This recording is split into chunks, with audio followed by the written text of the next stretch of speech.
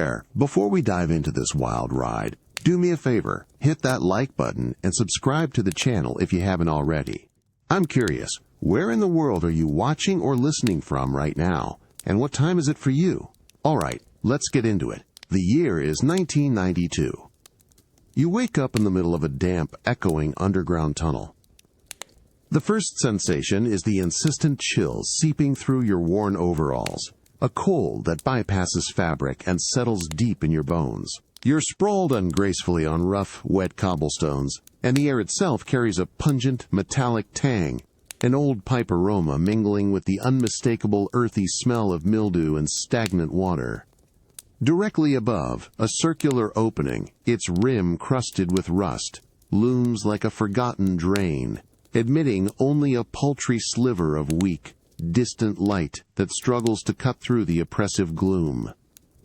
A dull, rhythmic drip, steady and relentless, sounds somewhere ahead, amplifying that quiet hum of unease that always seems to resonate just beneath your skin.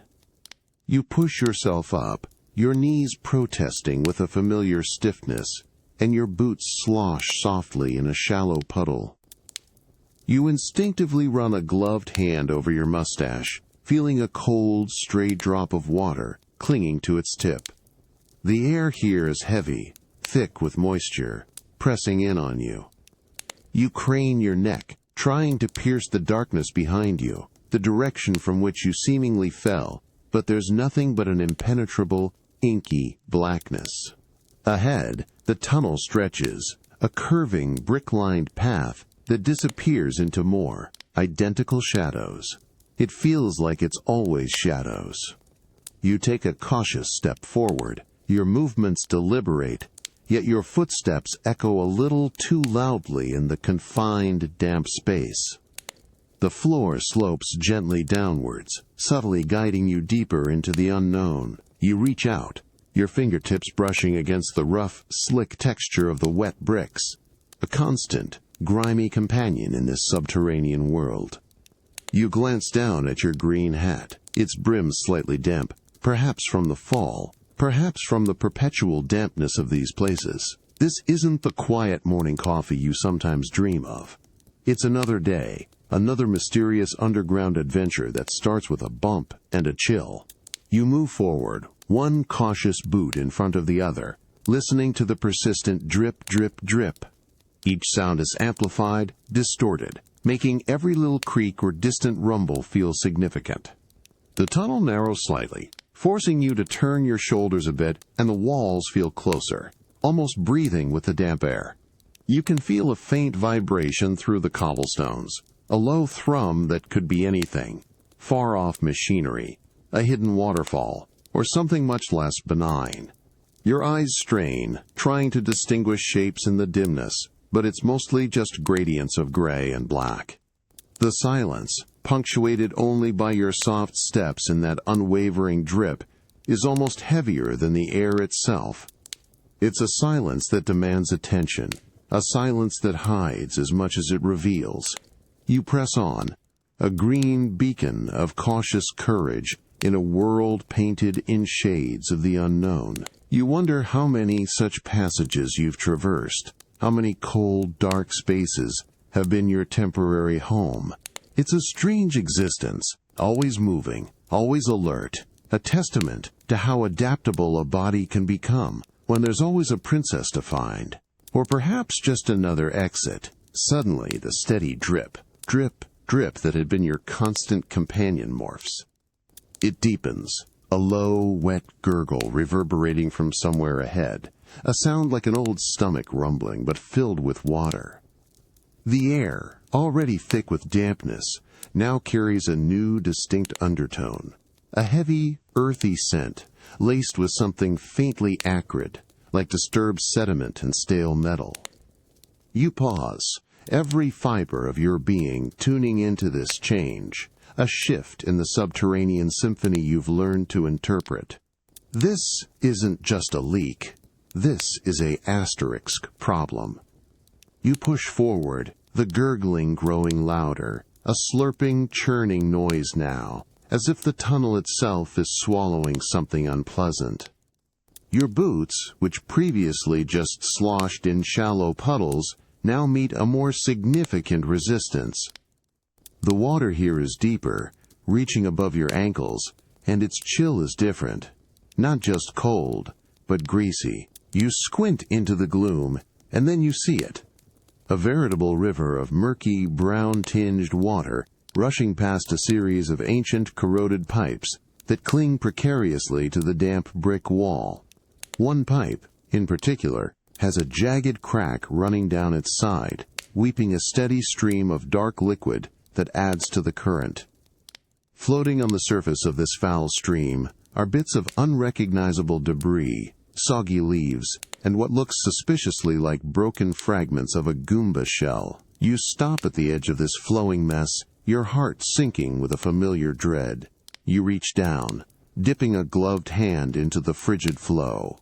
The water is thick, carrying a fine grit that adheres to your fingers. It's not just groundwater.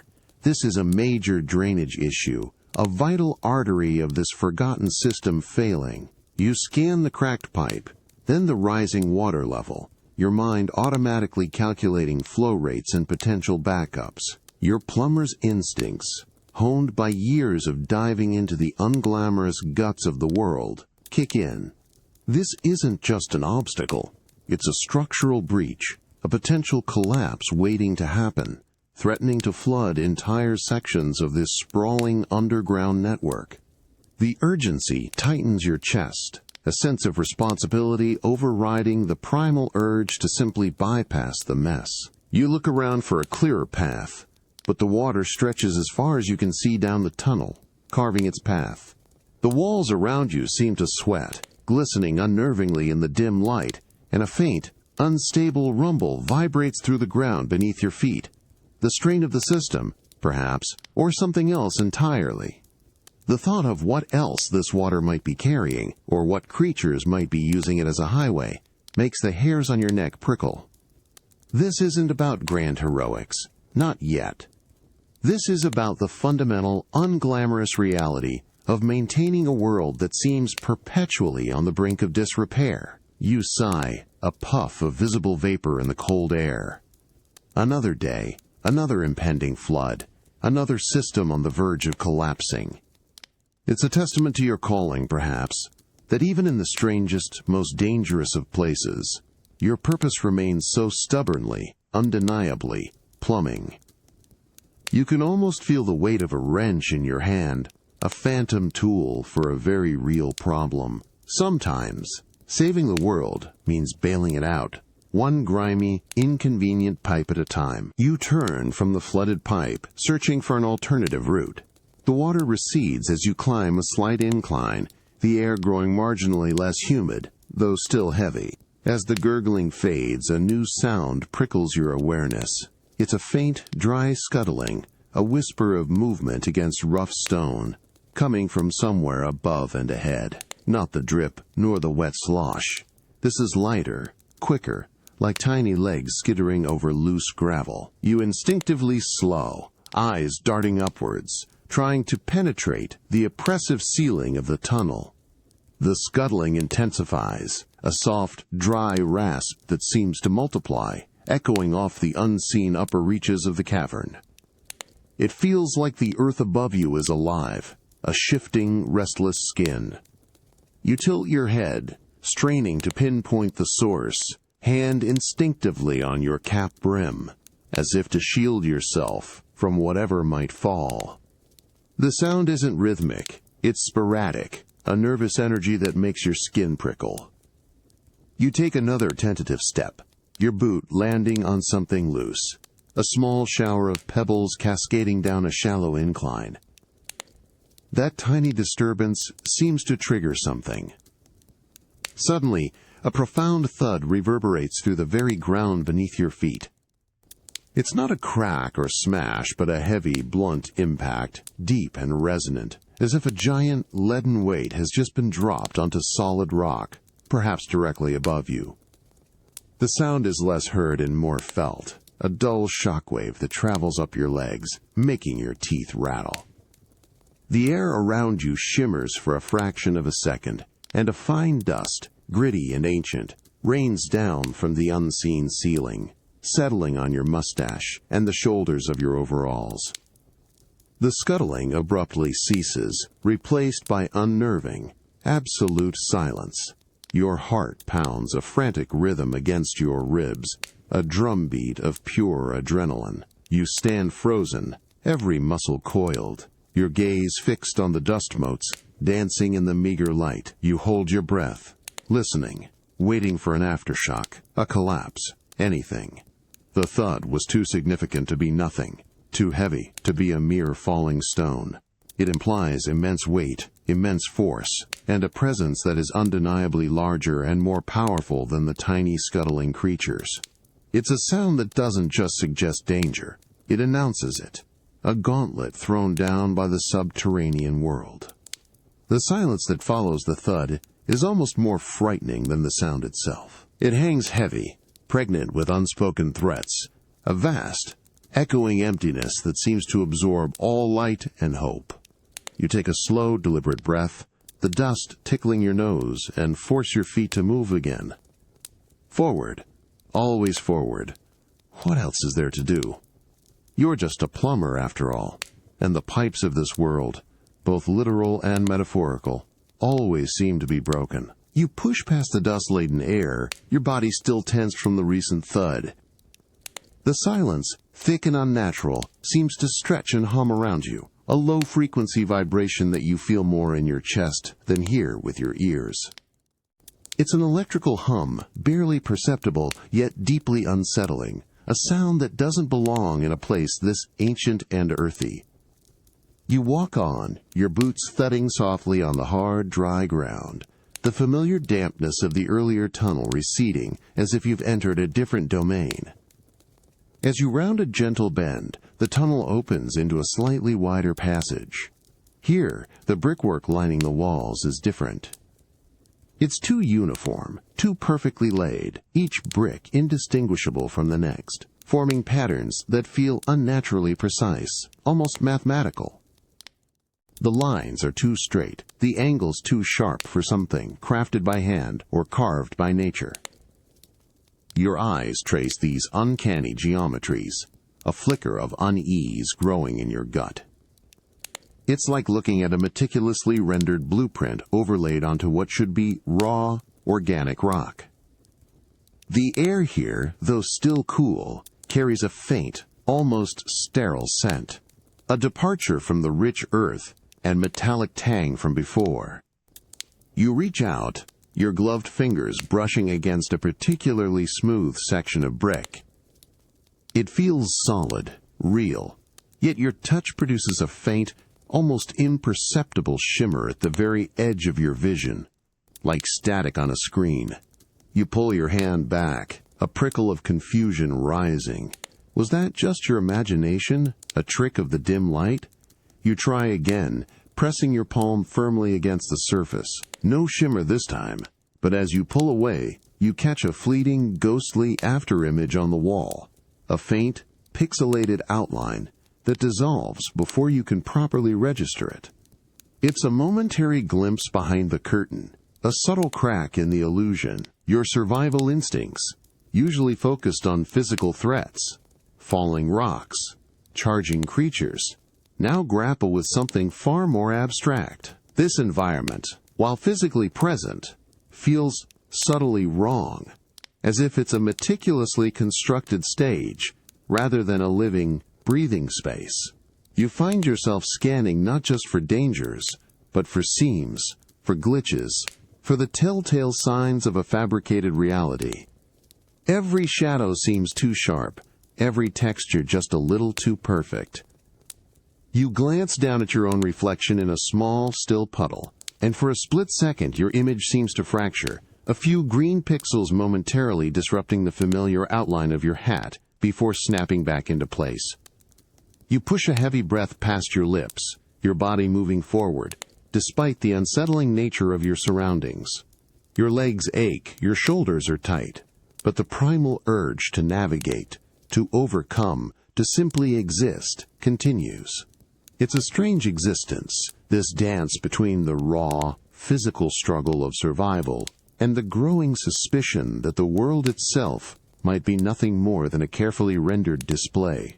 You realize that even when the rules of reality bend, the need to put one foot in front of the other, to breathe, to keep going, remains stubbornly, undeniably real. A high, clear chime, like crystal striking crystal, suddenly cuts through the low, ambient hum of the tunnel.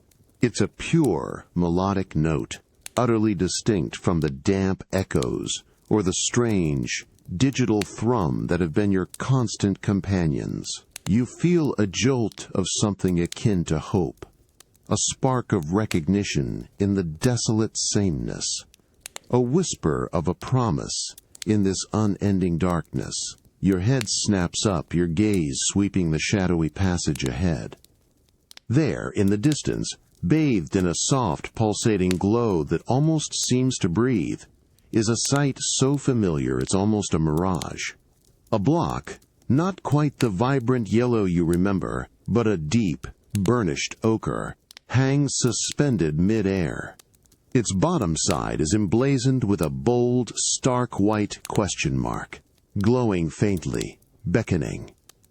It's an icon of possibility, a beacon of potential reward, in a world that rarely offers comfort without a fight. The constant ache in your knees, the chill in your bones, the lingering sense of unease. For a moment, all of it recedes, replaced by an old, familiar surge of anticipation. You find yourself moving without conscious thought, a practiced gait, honed by countless tunnels, countless jumps. This is it. This is what you do. This is the promise that keeps you going. The small, tangible reward for endless perseverance. You take a running start, feeling a familiar lightness in your step, the spring in your worn boots, anticipating the familiar upward thrust. Your heart gives a little thump of excitement against your ribs. You leap, a perfect, practiced arc through the air, your head connecting with the block with a satisfying solid thump. But instead of the familiar cascade of golden coins, the satisfying jingle, or the gentle, miraculous appearance of a power-up mushroom, there's only a low, flat thunk. This is immediately followed by a persistent, grating electronic buzz that echoes off the tunnel walls, vibrating unpleasantly through your skull. The sound isn't mechanical. It's digital, a broken, empty static. The block itself doesn't move, doesn't flicker, doesn't yield. It just hangs there, inert, its golden hue dulling slightly, the question mark on its underside seeming to mock you with its unanswered query. The buzzing continues, a sour, persistent drone that digs into your ears, replacing the brief melodic chime with a harsh, unyielding reality. You land softly, your feet hitting the rough ground with a disheartened puff of dust. The taste of dust in your mouth, the lingering metallic tang in the air, the cold seeping through your overalls. All the old discomforts rush back with renewed intensity. The brief flicker of hope, the almost childish expectation, dissipates like smoke, leaving behind a heavy residue of disappointment. It's a reminder that even the most iconic promises can sometimes be hollow, and not every question mark holds a positive answer. Some are just empty shells, buzzing with the sound of nothing at all. The empty electronic buzz from the inert question block still prickles at your ears, a grating counterpoint to the low hum of the tunnel itself. It's not just a sound anymore.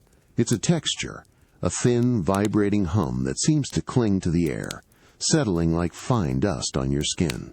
You stand before the unresponsive block, the bright, false promise of its glowing question mark, now feeling like a personal affront. You reach out, not to hit it again, but to touch its surface, feeling the cool, slightly grainy texture beneath your gloved fingers. It feels solid, too solid, unyielding in a way that's different from normal stone. It feels manufactured somehow, like a prop. You slowly run your hand along its lower edge, tracing the outline of the now dull question mark. As your thumb brushes against the precise angular curve of the glyph, a faint, almost subliminal flicker catches the corner of your eye. Not a light, but a momentary distortion, a ripple in the fabric of the air, like heat rising from asphalt, only cold and digital. It's too quick to properly see, too subtle to truly register, but you feel it, a tiny ripple of incongruity. You pull your hand back, staring intently at the block. The buzzing continues, a flat, unchanging drone, a sound of perpetual malfunction. You bend down, examining the space beneath the block, then cast your gaze around the surrounding tunnel walls. The precisely laid bricks, the sterile scent, the geometric uniformity. It all seems to coalesce into a new, chilling realization. This isn't just a broken item, it's a broken system. The knowledge you're gaining isn't coming from a screen or a helpful instruction manual, or even from a wise old toad. It's coming from the very failures of the world around you, from the glitches and the absence of expected outcomes. You notice the slight difference in the brickwork just above the block, a faint, almost invisible seam that runs horizontally. You didn't see it before, not when you were focused on the promise of the block, but now, with disappointment as your guide, you perceive the subtle imperfection, the slight misalignment that betrays the illusion. It's like seeing the painted backdrop behind a stage, or catching a fleeting glimpse of wires holding up what should be flying. This world doesn't just present challenges, it presents information through its own errors, through the things that don't work as they should. You find yourself scanning, not for dangers, but for these subtle misdirections, for the cracks in the facade. You turn from the unresponsive block, your footsteps now softer, more deliberate, as if you're trying to avoid disturbing the fragile architecture of this simulated reality. The constant thrum of the tunnel, the persistent buzz of the broken block, and the subtle visual distortions have become your new language, a silent, persistent stream of data. You're learning to read the errors, to interpret the glitches. It's a strange, quiet education. This constant absorption of ambient information in a world that offers no clear instructions, no obvious signs. You realize that knowledge here isn't given. It's painstakingly, quietly, collected, piece by fractured piece, from the very imperfections of existence. The low, persistent hum of the tunnel, the lingering, flat buzz from the broken block. They abruptly vanish, swallowed by an instantaneous, blinding flash of pure, effervescent light. It's not just bright, it's a torrent of color, a kaleidoscopic explosion that blooms from a small, spinning star suddenly materializing just ahead. The star pulsates with an almost dizzying energy, casting out waves of shimmering rainbow light that dance wildly across the otherwise drab, sterile walls, making the precise brickwork seem to ripple and breathe. A high-pitched, almost musical trill erupts, a rapid succession of notes that reverberates deep in your chest, overriding every other sound. You don't hesitate. This is a sound, a sight, a feeling you know intimately. It's a rush, an instinctual pull that overrides caution. You move, a blur of green against the shimmering light, your hand reaching out, not quite touching, but simply passing through the star's radiating energy. In that instant, an electric jolt shoots through your entire being, not painful, but utterly exhilarating. Your skin tingles, buzzing with an uncontainable energy, and a profound, rhythmic thump starts pulsing in your chest, a new, powerful heartbeat that seems to synchronize with the bright, flashing waves of color now engulfing your vision. The world transforms.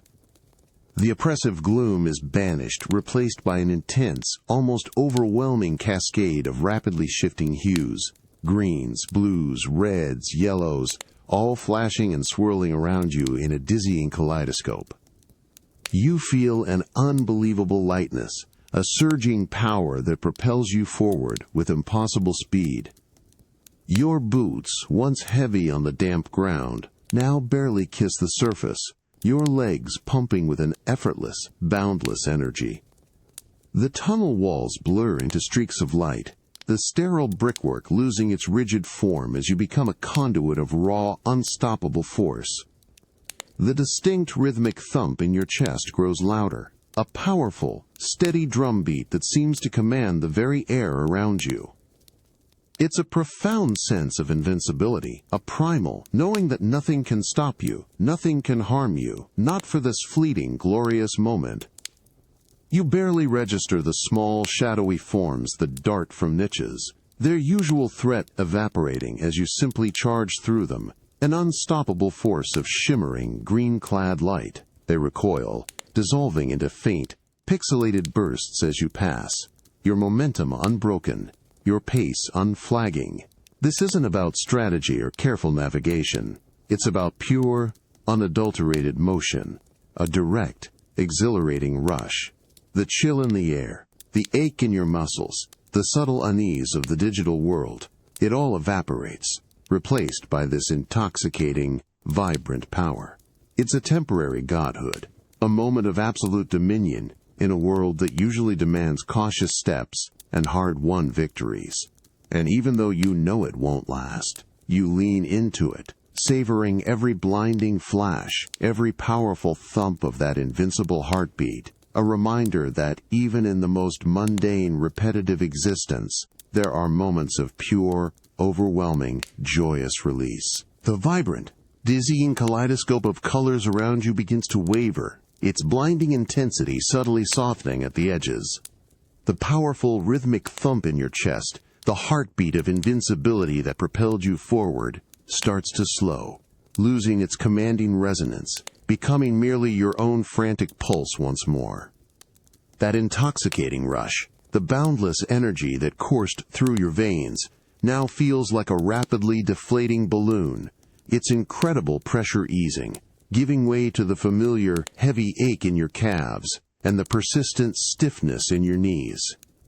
The streaks of blurred light that were the tunnel walls begin to coalesce, regaining their rigid, geometric forms, the uniform bricks sharpening into focus. The sterile scent of the artificial passages returns, pushing aside the heady ozone tang of raw power. You feel the drag of your worn overalls against your skin again, the weight of your cap settling more heavily on your head. Your phenomenal speed dwindles, your legs still pumping, but now with effort, each step demanding a conscious push rather than an effortless glide. You find yourself stumbling slightly, your boots scuffing on the rough ground, a jarring reminder of gravity's constant pull. The air, which moments ago felt like a supercharged current, now settles back into its familiar, damp, and chilly embrace. You round another corner, your breath coming in harder, shallower gasps. Ahead, a small, brown Goomba, its wide, flat feet shuffling, slowly makes its way across your path. Just moments ago you would have charged right through it, an unstoppable force shattering its pixelated form. But now as you approach you feel a jolt of alarm, a flash of vulnerable instinct. Your muscles tighten, ready to leap, to stomp, to avoid. The simple act of confronting this tiny, familiar threat requires a conscious decision, a measured response, rather than an automatic, powerful dissolution. You jump, a practiced arc, clearing the creature easily, but the effort is palpable, the landing a solid thud that jars your teeth. The Goomba, oblivious, continues its slow, plodding march. The sudden, stark contrast between invincibility and vulnerability hits you with a surprising force. One moment, you were a shimmering, unstoppable force, tearing through the very fabric of this digital world. The next, you are just you, tired, mortal. The constant hum of the tunnel, the underlying current of the world's code, seems to reassert itself. a silent reminder that these bursts of power are fleeting. They are temporary deviations in a persistent, unchanging system, moments of exception in a life defined by constant, painstaking effort. You push on, the lingering tingles in your skin, a fading echo of the power you briefly held. The tunnel stretches ahead, a monotonous expanse of brick and shadow. Its subtle imperfections and digital undercurrents now glaringly obvious again. It's a strange irony, this constant connection to a world that simultaneously offers such incredible, transient power and such persistent, inescapable vulnerability. Perhaps the real strength isn't in those fleeting moments of godhood, but in the simple, quiet act of putting one foot in front of the other, even when every step feels heavy and the invincibility has already faded away. The close, almost claustrophobic confines of the tunnel suddenly give way. You step out from the uniform brickwork into an immense, echoing void. The air pressure shifts dramatically, pressing against your eardrums, and a chilling, damp wind whips past your face, carrying with it a new, profound smell. It's the scent of raw, ancient rock, mineral-rich and perpetually wet, mingled with something deeper and almost prehistoric musk, like the breath of the earth itself. The constant, low hum of the artificial passages is swallowed instantly by an immense, resonating silence, broken only by the distant, sporadic plink of water droplets falling into unseen pools far below. You halt, your boots skidding slightly on a layer of slick, wet grime that covers the cavern floor. Your gaze strains upwards, but the weak light from the tunnel mouth behind you doesn't even begin to pierce the colossal darkness above. It stretches, seemingly endless, into an inky blackness where even the faintest glimmer of reflection is lost. The ceiling feels impossibly high, a vast, oppressive dome you can only sense, not see. Every whisper of air, every shuffle of your feet, echoes back to you, stretched and distorted, creating a disorienting symphony of your own isolated presence. You feel incredibly small, a tiny green speck, lost in a primordial maw. You take a tentative step, your footfall sounding like a clumsy drumbeat that reverberates and decays into the vastness. You reach out, your gloved hand, finding nothing but the heavy, cool emptiness. This isn't the constrained darkness of a pipe or a narrow passage. This is the darkness of immense, unmeasurable space, a darkness that feels alive, breathing around you. The dampness isn't just on the walls here. It's in the air, clinging to your overalls, settling on your mustache like fine mist. You can almost taste it, mineral and cold. The feeling is one of profound isolation, the knowledge that any sound you make, any movement, is utterly insignificant against the sheer scale of this subterranean world. A faint, almost imperceptible current of air flows past you, colder now, brushing against your cheek. It hints at larger, unseen passages, at a complex network of chambers that stretch far beyond your limited vision. The cavern seems to sigh around you, a slow, geological exhalation. You pull your cap down a little tighter, a small, familiar gesture of comfort in the face of such overwhelming scale. Your breath, once ragged from recent exertion, now comes in steady, measured draws, each one feeling like a tiny punctuation mark in the vast, ancient silence. This is a different kind of challenge, not the direct threats of a creature or a broken system, but the subtle, psychological weight of sheer, unadulterated emptiness. You are a small, fragile life, moving through a space that feels utterly indifferent to your presence, a reminder of the quiet, enduring power of the world beyond its digital walls. And yet, you keep moving, a green flicker of persistence in an endless, echoing dark, The cavern's immense, hollow breath washes over you again.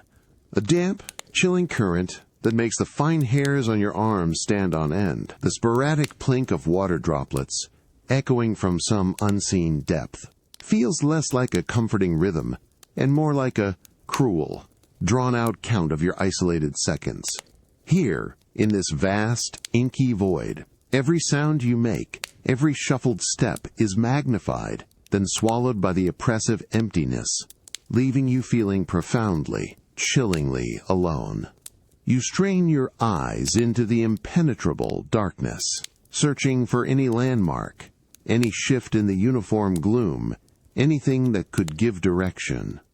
Your mind, accustomed to the structured chaos of pipes and levels, craves a path. It yearns for the predictable logic of a map, a diagram, even the simple linear progression of a well-trodden tunnel. But here there are no guiding lines, no obvious paths, no glowing arrows pointing the way.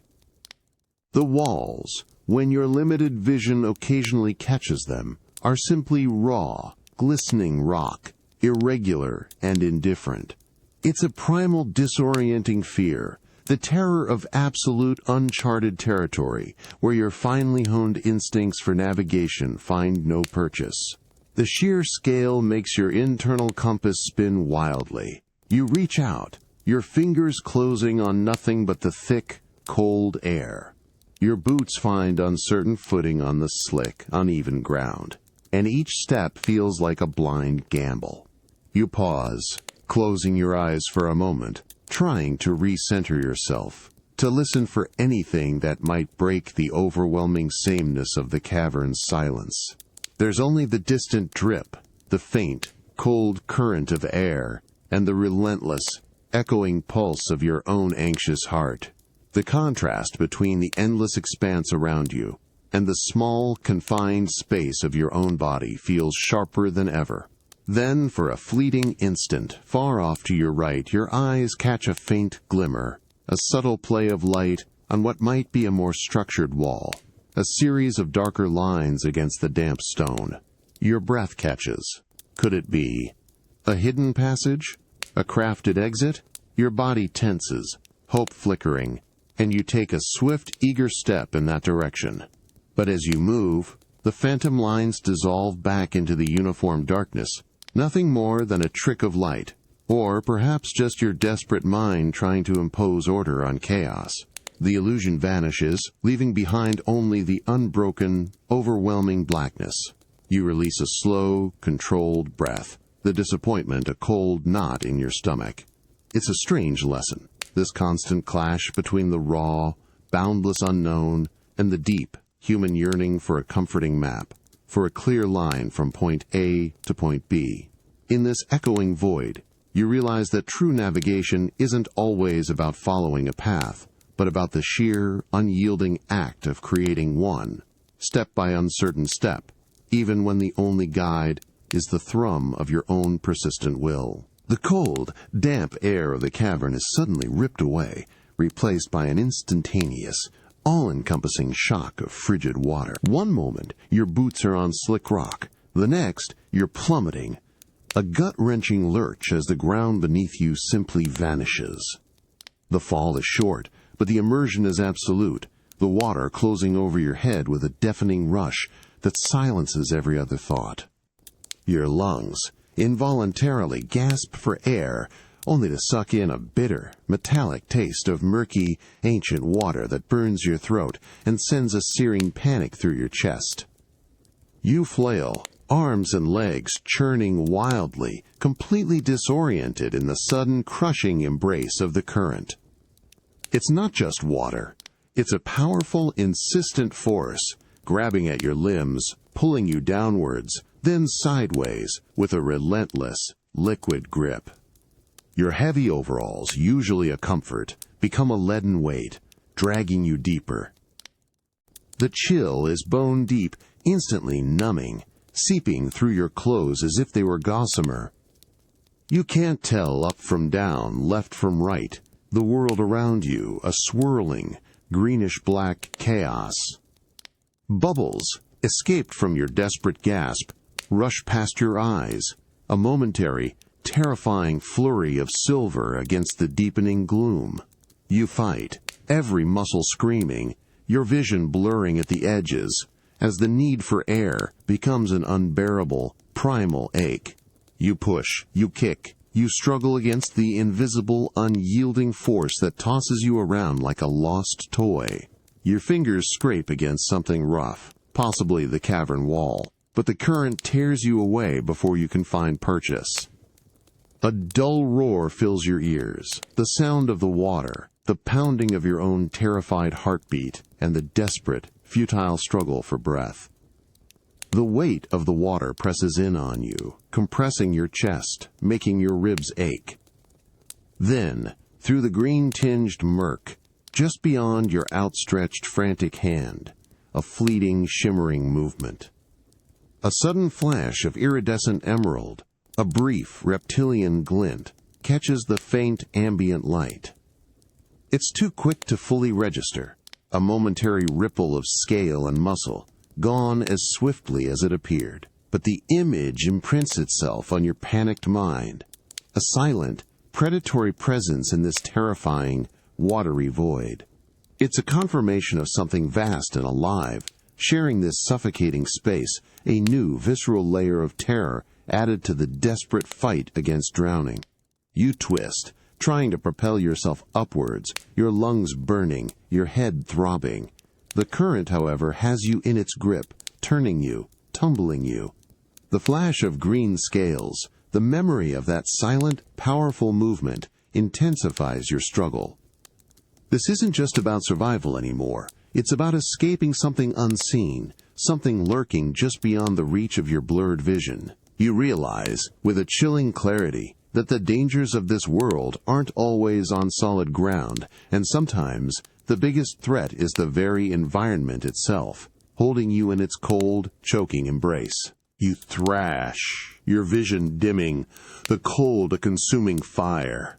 Just when your lungs feel on the verge of bursting, the relentless grip of the current loosens abruptly. You tumble forward a few more feet, then slam against a slick, uneven wall. The impact jolts the remaining air from your chest, but the sudden calm is a miraculous reprieve. You cling, gasping, to the rough, moss-covered stone, your head breaking the surface of the water with a desperate, ragged cough. The air you suck in is heavy, damp, and carries the distinct smell of wet stone and an almost metallic sweetness, strangely invigorating after the choking murk. You gulp down lungfuls of this precious air, your body trembling from the exertion and the cold. Your eyes, burning from the murky water, struggle to adjust. You're in a narrow alcove, shielded from the main current, a small sanctuary of relative stillness. The water around you, though still frigid, feels less aggressive, its surface barely rippling. Your thirst, a dull ache just moments ago, now flares into an urgent, undeniable demand. It's a primal, desperate craving, unlike any you felt above ground, where clean, bottled water is an assumed right. Here, there are no sterile plastic bottles, no purified filters. There is only this raw, untamed source. You look down at the water that saved you, the water that nearly claimed you. It's dark, almost black in this deeper gloom, but there's a faint, almost unearthly glow emanating from a crack in the rock face just beneath the surface. Small, slow bubbles drift upwards from it, carrying that same faint metallic sweetness to your nose. It looks pure in a wild, unrefined way. Your survival instinct, stripped bare of modern convenience, takes over. Hesitantly, your gloved hand dips into the cold liquid. It's surprisingly clear where the light touches, revealing tiny, slow-moving motes, but no grime, no debris. You cup your hands, the water cold and heavy, and bring it to your parched lips. The first sip is shocking, intensely cold, mineral-rich, with a subtle, earthy taste, almost like liquefied rock. It's nothing like the familiar taste of treated tap water or bottled spring water. This is raw, unadulterated, straight from the heart of the earth. It burns going down, but the relief that follows is immediate. A deep, satisfying quench that spreads through your exhausted body.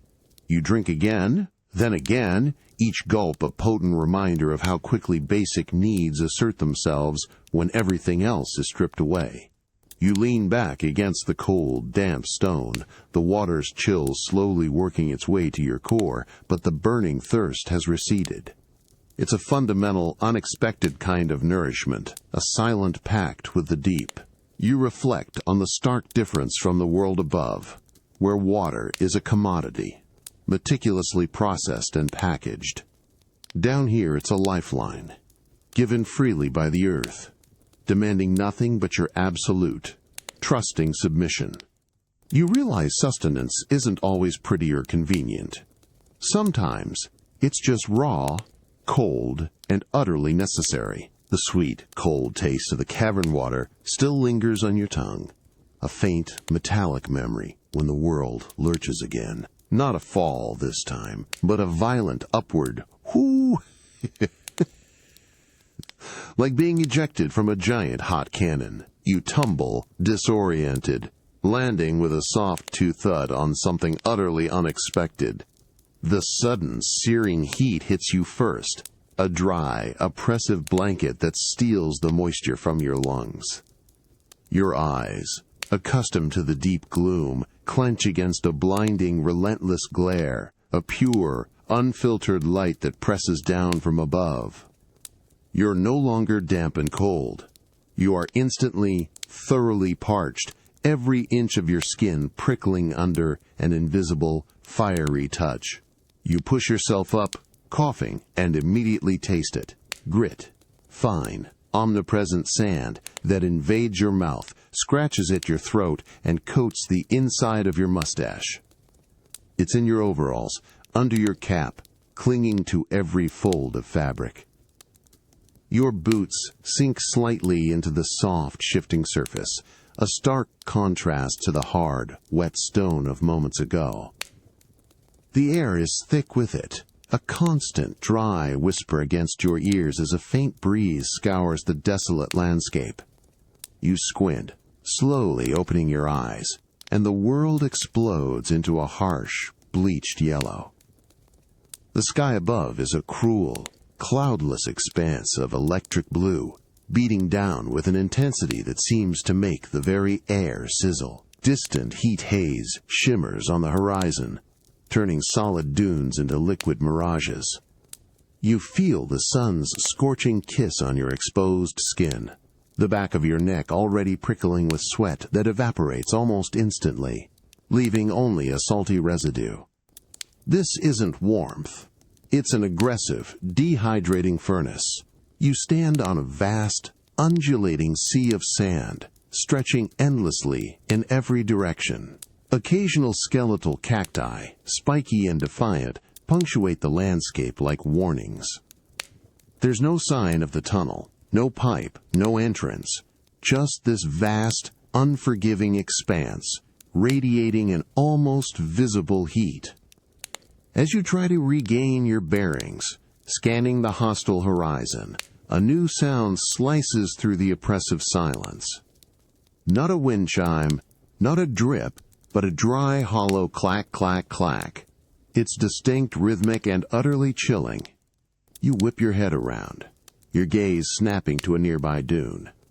There, emerging slowly from behind a crest of sand, is a familiar, dreadful sight. A walking skeleton, its bones bleached white, its empty eye sockets staring blankly ahead. Its jaw drops open and snaps shut with that unmistakable, bone-on-bone clack, a sound that seems to mock your very existence in this desolate place. It's moving towards you, slow but inexorable, its bony feet crunching softly on the sand.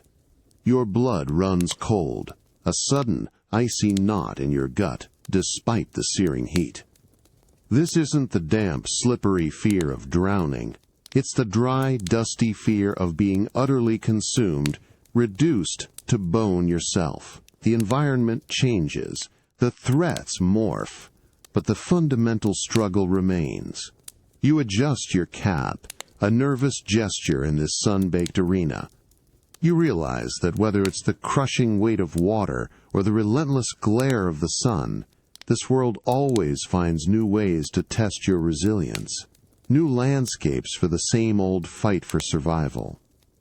You just have to keep moving, keep clacking your own boots against the sand. The clack, clack, clack of the approaching skeleton is a dry, stark rhythm against the oppressive sizzle of the sun. Its hollow eye sockets fixate on you, and for a split second, you feel the urge to simply sink into the scorching sand, to let the heat consume you rather than face another relentless threat. But habit, etched deep into your very bones, asserts itself. You don't think, you act. With a weary grunt, you gather your aching muscles and execute a clumsy, practiced leap, clearing the bony menace by a comfortable margin. Your boots land with a soft puff on the hot, shifting sand, sending tiny grains flying into your already parched nostrils. The skeleton, unwavering, continues its slow, rattling march into the distance, a macabre clockwork soldier indifferent to your presence. The sun beats down with an unrelenting malice, a physical weight on your shoulders. It feels less like warmth and more like a massive, invisible hand pressing you into the scorching earth. Sweat, a thin sheen on your brow, evaporates almost instantly, leaving behind a salty crust that stings your eyes. Your overalls, once damp from the cavern, are now stiff and hot, chafing against skin that already feels sandpaper dry. You lick your lips, but your tongue feels like a rough foreign object in your mouth, failing to produce any moisture. The air itself feels thin, sucked dry of all humidity, making each breath a shallow, dusty effort. There's no comforting hum of an air conditioner here, no gentle whir of a fan. Just the vast, silent, oven-hot emptiness, broken only by the whisper of the wind whipping grains of sand across the dunes.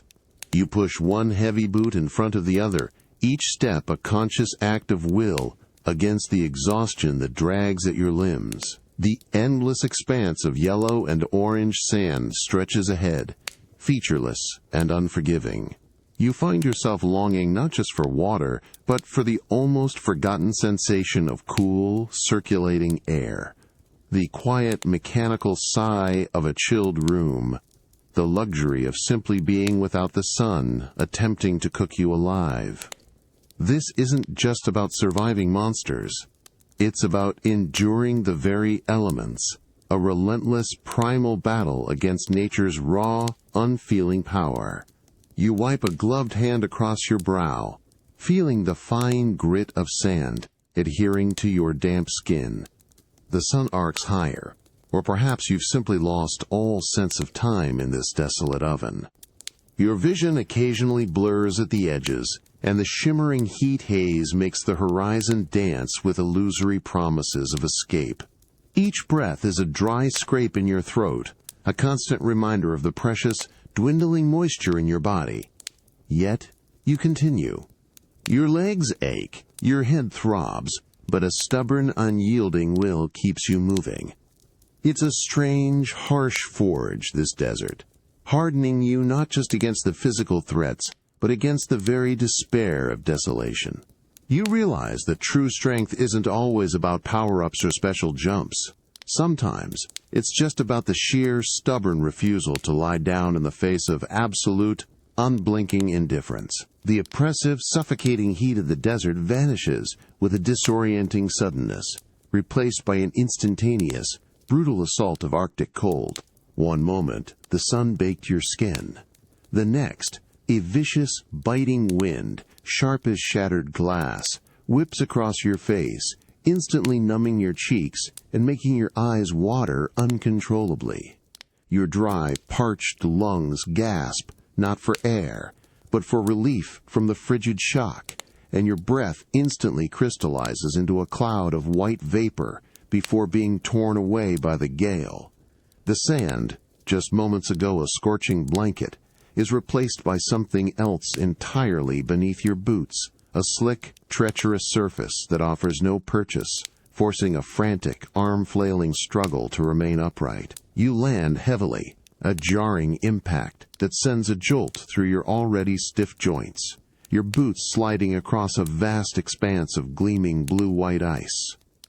The sound is an unnerving, high-pitched asterisk, scakrarish asterisk, as your soles fight for traction, followed by a faint, distant crack, like a gunshot echoing across an empty plain, making the ground beneath you feel impossibly thin. The air itself is frozen, carrying the metallic tang of extreme cold, a scent that seems to burn the inside of your nostrils. Your overalls, still carrying the faint, dry scent of desert dust, are instantly inadequate, the biting wind cutting through the fabric as if it were tissue paper, seeping into your bones, chilling you to the very core. Your gloved hands, previously warm in the desert, now feel like clumsy blocks of wood, stiff and aching. You try to push yourself up, but your feet betray you, slipping backward on the polished ice. You brace yourself, spreading your arms wide, your body tensed, trying to find your center of gravity on this impossibly slick terrain. The wind howls around you, a relentless, mournful cry that drowns out every other sound, save for the incessant, soft crunch and runner as your boots finally find a microscopic purchase in the rougher patches of ice, allowing you to slowly, cautiously stand. Everywhere you look, the landscape is a stark, monochromatic world of white and pale blue. Jagged ice formations pierce the dull, overcast sky like ancient, frozen teeth, and the horizon is a blurred line of shimmering, wind-swept snow. There's no warmth, no familiar landmark, just an endless, unforgiving expanse of frozen desolation. You take a tentative step, your weight shifting, and the ice beneath you emits another faint, unsettling groan. The sound feels like it vibrates directly through your spine, a deep, resonant warning from the frozen earth itself. Your entire body tightens, every muscle coiled, your focus narrowed to the precarious act of placing one foot in front of the other. The wind pushes against you, a constant, physical pressure that threatens to topple you with every gust. This isn't just cold. It's a brutal, predatory environment where every breath is a struggle and every step is a silent negotiation with gravity and a treacherous, unyielding surface. You pull your cap down tighter, tucking your chin against your chest, a small, futile gesture against the raw power of the elements. It's a different kind of fear, this slow, creeping dread of hypothermia, the profound vulnerability to a world that doesn't care for your warmth or your balance. You realize that endurance here isn't about overcoming enemies, but about the sheer, stubborn will to keep your feet beneath you, to resist the seductive, numbing embrace of the cold. The brutal, biting wind, sharp as a physical blow, continues its relentless assault, scraping across your exposed face and neck, forcing your eyes to water uncontrollably. Each gust feels like a personal challenge, threatening to push you off balance on the treacherous, gleaming ice. Your gloved fingers, stiff and clumsy, ache with a deep, penetrating cold that seems to bypass the fabric entirely, settling into the very marrow of your bones. Your boots, despite your careful, shuffling steps, still struggle for purchase, emitting that unnerving asterisk, scurryish asterisk against the polished surface, a constant reminder of the ever-present danger of a fall. A deep, uncontrollable shiver starts in your core, shaking your entire frame, a desperate, automatic response from your body trying to generate its own heat. Your breath, thick plumes of white vapor, is ripped away before you can even properly exhale, stealing what little warmth you manage to create. The air itself feels like it's stealing your energy, sucking warmth directly from your skin. You pull your chin deeper into your chest, a futile attempt to shield yourself, but the cold is everywhere, an encompassing, suffocating presence that feels like it's trying to freeze you from the inside out. You feel the dull ache in your muscles, the stiffness in your joints, the growing numbness at the tips of your nose and ears. You instinctively clench your fists, then your jaw, a purely physical reaction to the relentless discomfort. Thoughts of a crackling fireplace, a steaming mug of mushroom tea, the gentle hum of a warm enclosed room, they flash through your mind, tantalizing mocking mirages in this frozen wasteland. You push one foot forward, then the other, the effort immense, deliberate. The physical exertion, the sheer act of fighting the wind and maintaining balance, ignites a tiny spark of heat deep within your chest. It's not the comforting, even warmth of a controlled environment, but a raw, fierce, almost angry heat fueled by sheer stubbornness and the desperate will to simply keep going. This isn't warmth that comes from a thermostat or a conveniently placed fire flower. This is warmth forged in defiance, an internal furnace stoked by nothing but your own refusal to succumb. You push through the searing cold, the persistent shivers, the aching stiffness, focusing solely on the rhythm of your own strained breathing, the soft crunch of your boots on the ice. Every muscle is engaged, every ounce of your energy channeled into forward motion, into generating that fragile internal flicker against the encroaching numbness. The external world remains an indifferent, freezing expanse, but inside, a small stubborn flame continues to burn. You realize that in this brutal, unyielding environment, where modern comforts are absent, the truest source of warmth is not found in external amenities, but in the relentless, enduring spirit within. It's a stark, undeniable lesson. The body is capable of incredible resistance, and the mind, even in its most vulnerable state, holds the power to ignite an unyielding heat against the coldest, most indifferent of worlds. The biting, razor-sharp wind that scraped across the ice-covered plains suddenly dies, not with a gentle fade, but with an abrupt, chilling silence. The dazzling blue-white glare of the frozen landscape softens, then blurs, as a wall of pearlescent gray instantly swallows your vision. You stumble forward, your boots sliding from treacherous ice onto something softer, an invisible carpet of wet, clinging vapor. The sudden lack of wind is replaced by a profound, almost oppressive stillness, a quiet so absolute it muffles even the sound of your own breathing, swallowing your footsteps before they can echo. You halt, hands outstretched, but your fingers find only endless, featureless mist. Tiny, cold droplets cling to your mustache, making it feel heavy and damp, and your overalls grow subtly sodden, no longer freezing but merely saturated with the pervasive moisture. The air itself carries a flat, mineral taste, like distilled rain, but colder, somehow lacking vibrancy.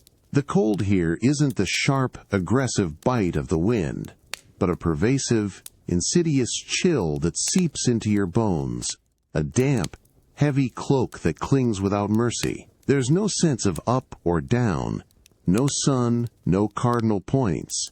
It's as if the very concept of place has dissolved into this shifting, gray oblivion.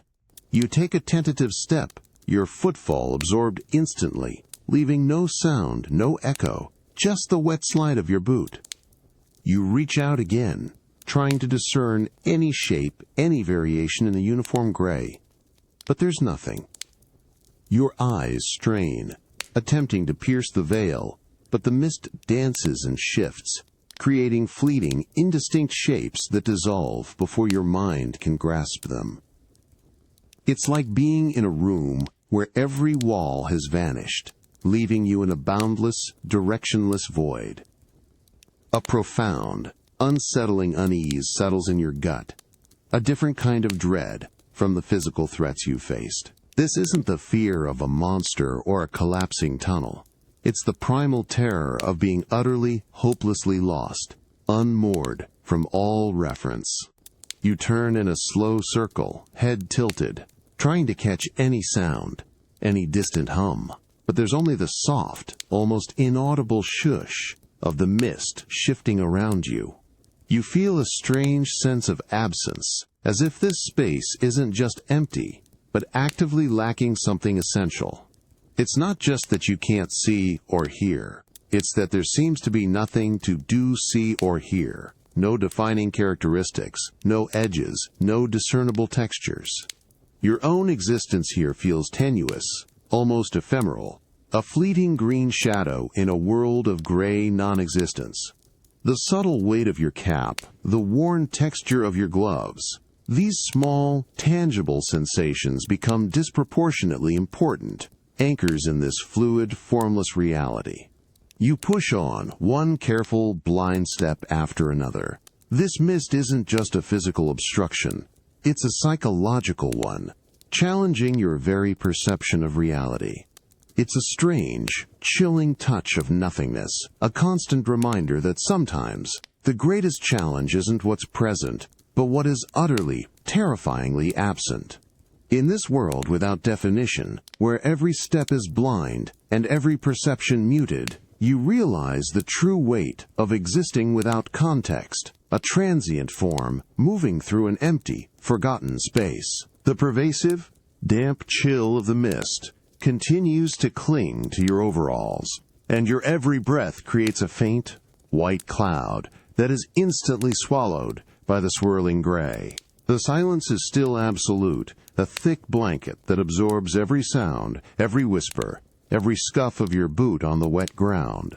It's a silence that feels less like emptiness and more like a held breath, a vast, waiting presence.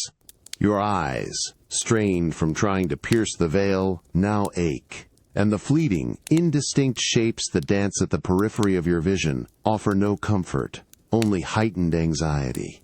You try to move forward, but each step is hesitant, a cautious probe into the featureless void. Your usual instincts, honed by years of quick jumps and precise stomps, feel useless here. There's no enemy to pinpoint, no projectile to dodge, no bottomless pit to leap across. There's just this feeling, a subtle, indefinable shift in the air, a colder patch that passes by, a sense of being observed without the familiar glint of an eye or the clumsy shuffle of a Goomba. It's the profound unease of a shadow that moves when no light is present to cast it. Your heart begins to thump a slow, heavy rhythm against your ribs, not a frantic beat of panic, but a deep, resonant warning, a primal response to an unquantifiable threat.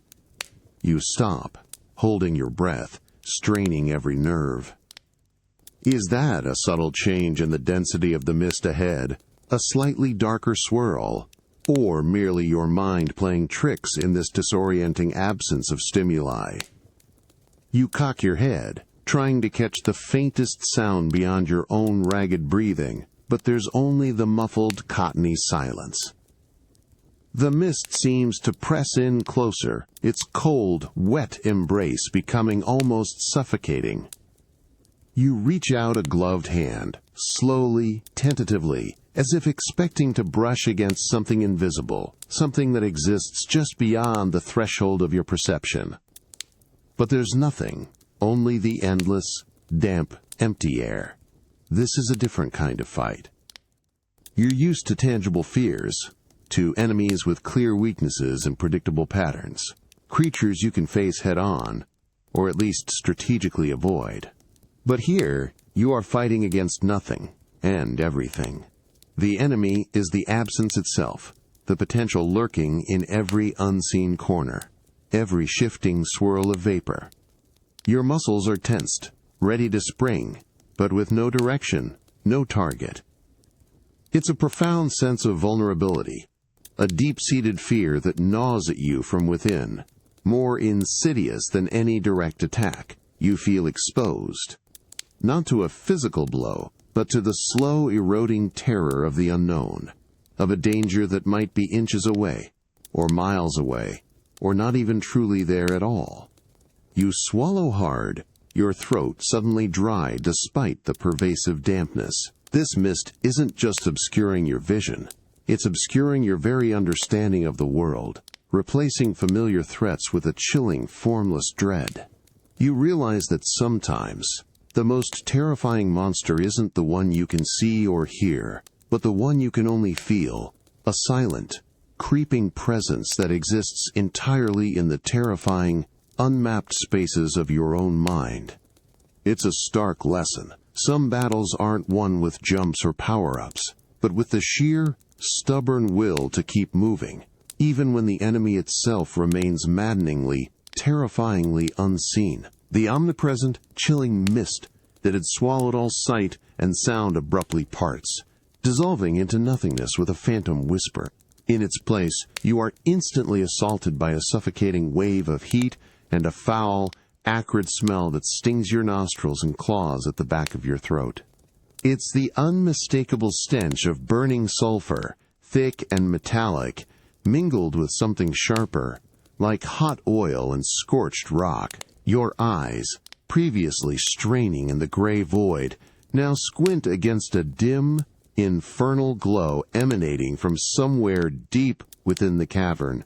The air is heavy, oppressive, feeling less like breathable atmosphere and more like a suffocating blanket. You cough, a harsh, dry rasp that tears at your throat, bringing with it the bitter taste of ash and chemicals. Your skin, just moments ago damp and chilled, instantly prickles with sweat, which quickly becomes sticky and uncomfortable beneath your overalls. The floor beneath your boots is no longer wet earth or slick ice, but rough, uneven obsidian, radiating a powerful, unsettling heat that seeps through the soles of your feet. As you take a hesitant step forward, your boot scrapes against the coarse stone with a gritty asterisk, SHHHHK, a sound that feels swallowed almost immediately by the dense air. From the unseen depths of the chamber ahead, a new sound begins to emerge, faint at first, then growing into an undeniable, bone-rattling roar. It's a rhythmic metallic times grind clank, rowage, nd clank, a monstrous percussive symphony of immense weight and unforgiving power. It's not a natural sound. This is the deafening, relentless churn of titanic machinery, gears larger than houses, pistons slamming with impossible force. The vibration from this mechanical behemoth travels through the very ground, up through your boots, rattling your teeth and setting a frantic pulse hammering in your chest. You crane your neck, straining to see beyond the shimmering heat haze and the sulphurous fumes that cling to the air like a poisonous fog. Through the swirling haze you catch fleeting glimpses of gargantuan rotating cogs, their edges glowing cherry red with internal heat disappearing back into the fiery gloom. A colossal chain, each link the size of a barrel, creaks and groans as it moves with agonizing slowness, disappearing into a fiery chasm that seems to pulse with its own internal, malevolent light. This isn't just a place of heat and bad smells. It's a living, breathing factory of destruction, a mechanical heart-pumping, impending doom. Your hand instinctively reaches for your cap, pulling its brim low, a useless gesture against the overwhelming assault on your senses. This is a threat of a different order entirely, a relentless, indifferent force of engineering. Without the clear vulnerabilities of a creature or the treacherous unpredictability of a natural element, you feel a profound sense of foreboding, a chilling certainty that whatever these colossal machines are forging, it's not for the benefit of anyone trying to pass through. You realize that sometimes the greatest dangers aren't born of flesh and blood, but of steel and fire, and the relentless, grinding march of raw mechanical power, the deafening, rhythmic grind clank. Grind clank of the colossal machinery assaults your ears, reverberating deep in your chest, a relentless, guttural roar that feels like the very heartbeat of this infernal place. The air, thick with the metallic tang of sulfur and scorched metal, burns your nostrils with every shallow breath.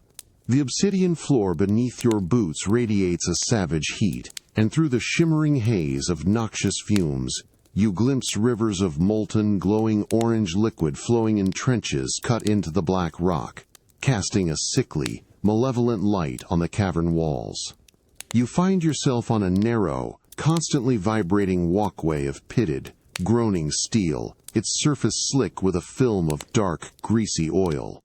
Above you, gigantic pistons, each thicker than a tree trunk, hiss and slam downwards with earth-shattering force, missing your head by mere feet as you duck and weave. The sheer scale of it all is overwhelming. This isn't just a challenge. It's an entire world built for one purpose: to crush, to burn, to dominate. There are no friendly faces, no power-ups conveniently floating by, no extra lives waiting for you. It's just you, a small figure in green, against this monumental, unfeeling industrial might, a stark manifestation of pure, unadulterated tyranny. You press forward, your movements precise and cautious, each step a calculated risk. The molten rivers below emit waves of intense heat that make the hairs on your arms prickle, and the air shimmers with the rising thermal currents, distorting your already limited vision.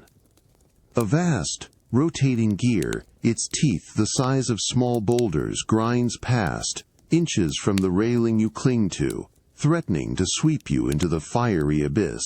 Your heart hammers against your ribs, a frantic drumbeat of pure adrenaline. But there's no moment for hesitation, no time for fear. You have to keep moving, keep dodging, keep adapting. You glance down at your worn overalls, the familiar green now smudged with soot and grease, and a profound sense of isolation washes over you. There's no one here to catch you if you fall, no one to offer a helping hand, no safety net to break your plummet into the molten depths. This struggle is utterly, painfully yours. The very structure of this place, its immense, unforgiving design, screams of an absolute power that cares nothing for individual life, for the small, fragile hope that you represent. It's a system built to enforce dominance, and you are merely an inconvenient anomaly. You push off a vibrating steel girder, leaping across a gap as the platform behind you groans under the weight of a descending press. The landing is rough, jarring your teeth, but you're still moving, still breathing. It's a brutal reality, this constant confrontation with an overwhelming, oppressive force that offers no quarter. You realize that true strength isn't always found in grand victories, but in the sheer, unyielding will to endure, to keep fighting against a system designed to break you, even when there's no one else to rely on but the stubborn, burning courage in your own weary heart. The suffocating heat and the acrid, burning sulfur smell abruptly dissipate, snatched away as if by an invisible hand. In their place, a wave of cool, damp air washes over you, bringing with it an intoxicatingly rich, earthy aroma. It's the scent of deep forest soil after a heavy rain, sweet with decaying leaves, and the unmistakable, potent perfume of blooming fungi. The deafening times grind clank of the colossal machinery fades instantly, becoming a faint, almost forgotten hum in the distance, replaced by a profound, hushed ambiance, a soft chorus of gentle drips and faint, rustling whispers that seem to breathe around you. You stumble forward, your boots landing not on hot, gritty obsidian, but on a thick, spongy carpet of moss and damp earth that gives slightly with each step. The sudden coolness is a shock after the inferno, making your skin prickle, but it's a welcome, refreshing chill. Your eyes, squinting moments ago against the infernal glow, now adjust to a soft emerald light that filters down from unseen openings above, painting the cavern in shades of lush green and dappled gray. Colossal mushrooms, their caps wide and iridescent, glow faintly, casting an ethereal luminescence over enormous, gnarled roots that snake across the cavern floor like sleeping giants. Water, pure and cold, drips steadily from the high, unseen ceiling, collecting in small, crystal-clear pools that reflect the gentle light. You push yourself upright, taking a deep, restorative breath, the fungal scent filling your lungs. Your gaze sweeps the serene, strangely peaceful chamber, a stark contrast to the mechanical hell you just escaped. And then you see them. Small, round figures, their skin a soft, mottled beige, their heads adorned with vibrant, speckled mushroom caps. They are toads, of course. Not one, but several, gathered quietly around one of the glowing mushroom stems, their wide, innocent eyes fixed on you with an unblinking, curious intensity. They don't speak, don't move, merely observe, their heads tilted slightly, tiny, silent questions in their gaze. You slowly raise a gloved hand, a small, tentative gesture of greeting in this quiet, watchful space. One of the toads, a particularly stout one with a bright red cap, blinks slowly, then nudges its companion with a gentle elbow. The other toad, its blue cap shimmering, simply continues to stare, a faint smile, almost imperceptible on its small face. There's no fear in their eyes, only a profound, almost childlike wonder at your sudden appearance. Their quiet presence, their calm, curious observation, creates an unexpected sense of gentle communion, a silent understanding in this strange, vibrant ecosystem. You take another step, and the toads, still unmoving, simply follow your progress with their eyes, their gazes like soft, tangible threads connecting you to them. It's a strange, calming feeling after the relentless hostility of the mechanical realm. You realize that even in the most perilous journeys, amidst the noise and the fire, there are these unexpected oases, moments of profound, quiet connection. These silent encounters, these shared breaths in a world steeped in fungi and watchful eyes, serve as a gentle reminder that even amidst chaos, life finds a way to blossom, offering its own unique brand of wonder, even if it's just in a curious, silent stare. The toads remain, their wide, gentle eyes still fixed on you, unblinking in the soft, emerald light of the cavern.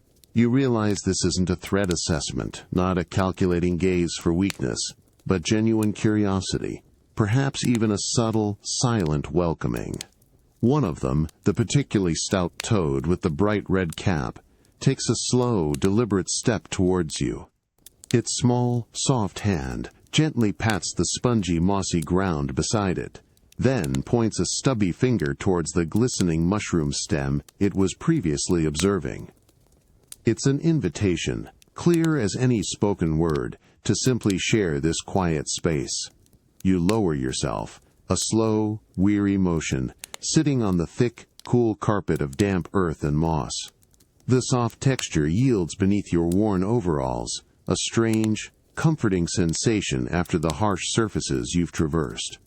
The other toads subtly shift, their rounded forms creating a loose, watchful semicircle around you, their gentle gazes still holding that profound, unjudging curiosity. You don't feel scrutinized or analyzed, not in the way the digital walls made you feel like a data point, or the unseen mist made you feel like an anomaly. This is a different kind of attention, a quiet acceptance of your presence without expectation. The emerald light from the giant glowing mushrooms washes over their smooth beige faces, highlighting the faint, almost indiscernible patterns on their mushroom caps. You find yourself simply existing in their quiet company, observing the tiny, slow twitch of an antenna on one, the delicate flutter of an eyelid on another. These small, living details stand in stark contrast to the pixelated afterimages or the monolithic, unfeeling gears you've encountered. There's a comforting, almost primal sense of belonging here, a silent acknowledgement of shared space, of mutual vulnerability, and, perhaps, mutual simple needs. You take a deeper breath, the sweet, earthy fungal scent filling your lungs more completely now, untainted by fear or the need for constant vigilance. It's a connection that doesn't rely on shared language, complex social cues, or digital identifiers, but on something far more fundamental, a mutual, peaceful presence. In a world often defined by solitary struggles against overwhelming forces, by impersonal systems, and the fleeting, abstract connections of digital tribes, this simple, quiet camaraderie, this feeling of not being utterly alone, is a powerful, unexpected comfort.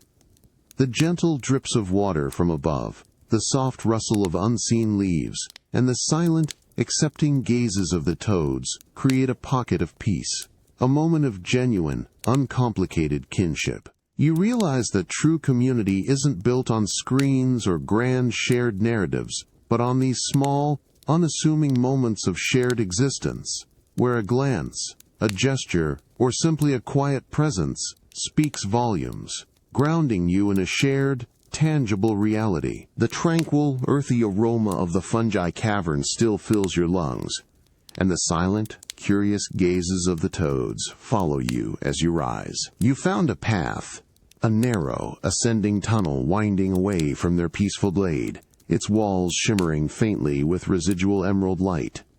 As you step into this new passage, the cool, damp air gives way, not to the harsh mechanical roar or the biting cold, but to an insistent, dry heat that washes over your face, carrying a faint, dusty tang. Your boots click on a new surface now, not moss or obsidian, but sun-baked red clay, oddly out of place deep underground.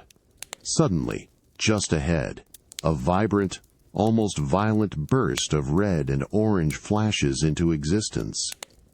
It's a fire flower, its petals shimmering with an inner inferno, radiating heat in tangible waves that make the hairs on your arms stand on end.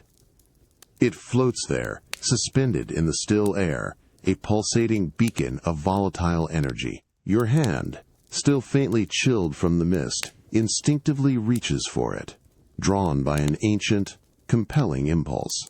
As your fingers brush the scorching petals, a searing, electric shock jolts through your palm, not painful, but intensely invigorating, a sudden jolt of raw, untamed power. The flower dissolves into a shower of brilliant golden sparks that immediately sink into your skin, leaving a tingling, burning warmth that spreads rapidly through your entire arm, then your chest, settling like a contained, miniature sun in your gut. You feel a subtle, almost imperceptible shift in your overalls, a tightening across your shoulders, a newfound readiness in your stance. Your skin prickles with a strange, crackling energy. And when you glance down at your gloved hand, it seems to shimmer faintly at the edges, outlined by an invisible, intense heat. A deep, guttural growl echoes from a shadowy alcove ahead, and a familiar horned Goomba, larger and angrier than usual, lumbers out, its eyes narrowed into hateful slits. Your heart gives a jolt, but it's tempered now, replaced by a surge of defiant, unbridled energy. You raise your hand, a strange, instinctual command urging you. The air around your palm shimmers, distorts, and with a sharp, sputtering fraying squirt, a small, intensely bright orb of fire erupts from your fingertips. It doesn't fly perfectly straight, wobbling slightly, a testament to your improvised control, but it sails with undeniable force towards the charging Goomba. The fireball hits its mark with a soft undementu pulse of incinerating heat, and the creature doesn't just recoil. It dissipates into a puff of black smoke and a shower of diminishing, orange pixels. The crackle of the improvised power still vibrates on your fingertips, a residual hum of fiery energy. You stare at your hand, then at the empty space where the Goomba once stood. a mix of surprise and exhilarating power coursing through you. The heat in your palm persists, a comforting yet volatile companion. It's a wild, unpredictable force, this power, far from the precise mechanics of a wrench or the careful planning of a jump. You realize that true mastery isn't always about perfect control. Sometimes it's about embracing the raw, crackling energy of the moment and trusting that even improvised power can make a difference. The lingering crackle of fire in your palm, a tingling hum of raw energy, slowly begins to fade. The subtle warmth beneath your overalls, the feeling of a miniature sun in your gut, gently recedes, leaving behind the familiar, slightly clammy feel of your own skin. The air, which moments ago felt charged with your power, now settles back into its dusty, dry heat. The red clay path, illuminated by the dim, distant glow of a lava stream somewhere further in the tunnel, continues its winding ascent. You raise your hand again, trying to summon another fireball, but the vibrant internal spark that fueled the last one is gone. Your palm feels ordinary, your fingers just as tired as before. The subtle shift in your overalls, the fleeting sense of enhanced agility, vanishes, replaced by the familiar ache in your joints and the weary drag of your boots on the rough clay. The power, you realize, was borrowed, a temporary infusion from the fiery flower, not an inherent ability woven into your very being.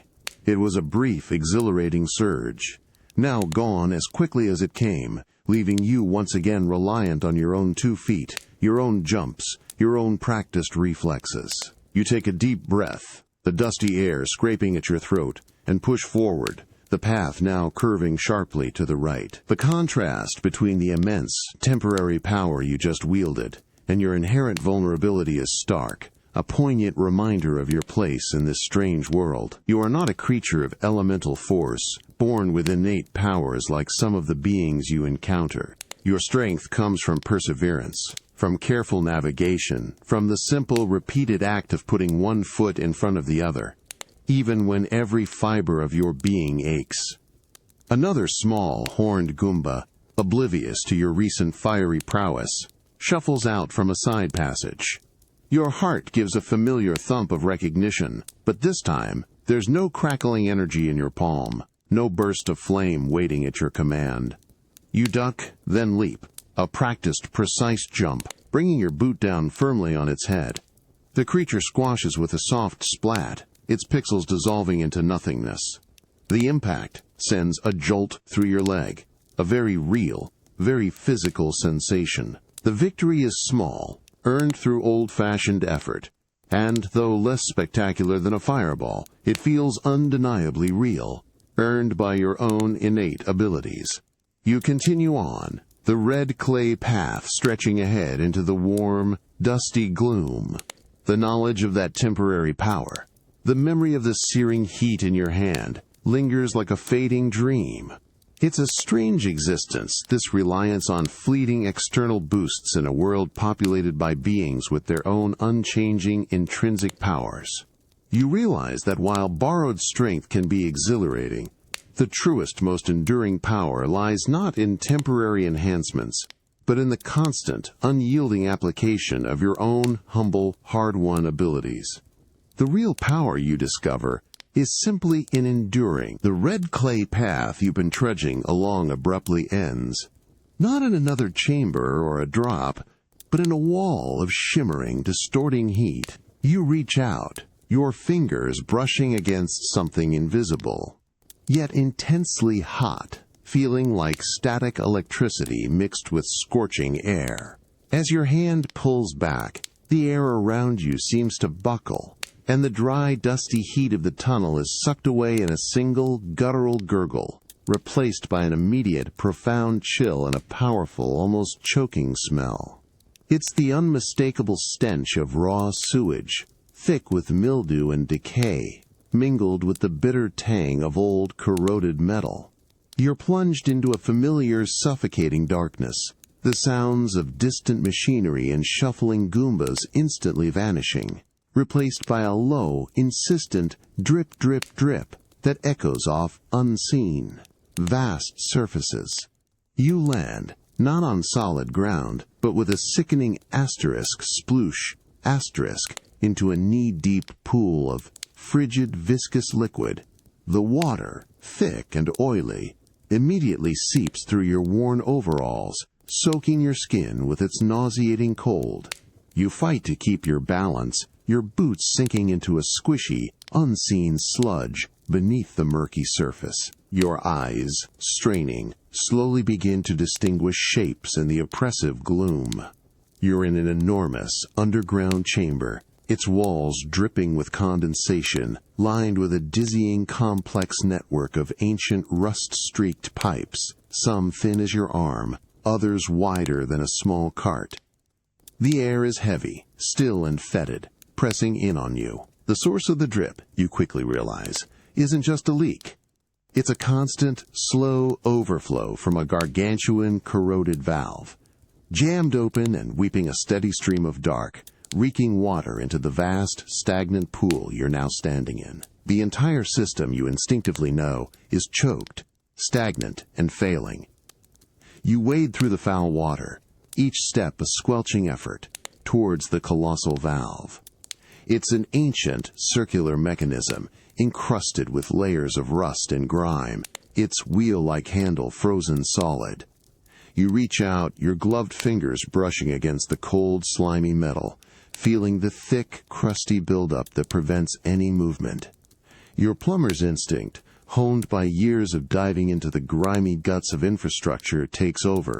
This isn't a fight or a puzzle. It's a job. You brace your feet against a submerged pipe, muscles tensing, and grip the colossal valve wheel with both hands. You grunt, pulling with all your strength, the rust biting into your gloves, but the wheel remains stubbornly, immovably stuck. The sheer scale of the corrosion, the years of neglect, make it a monumental task.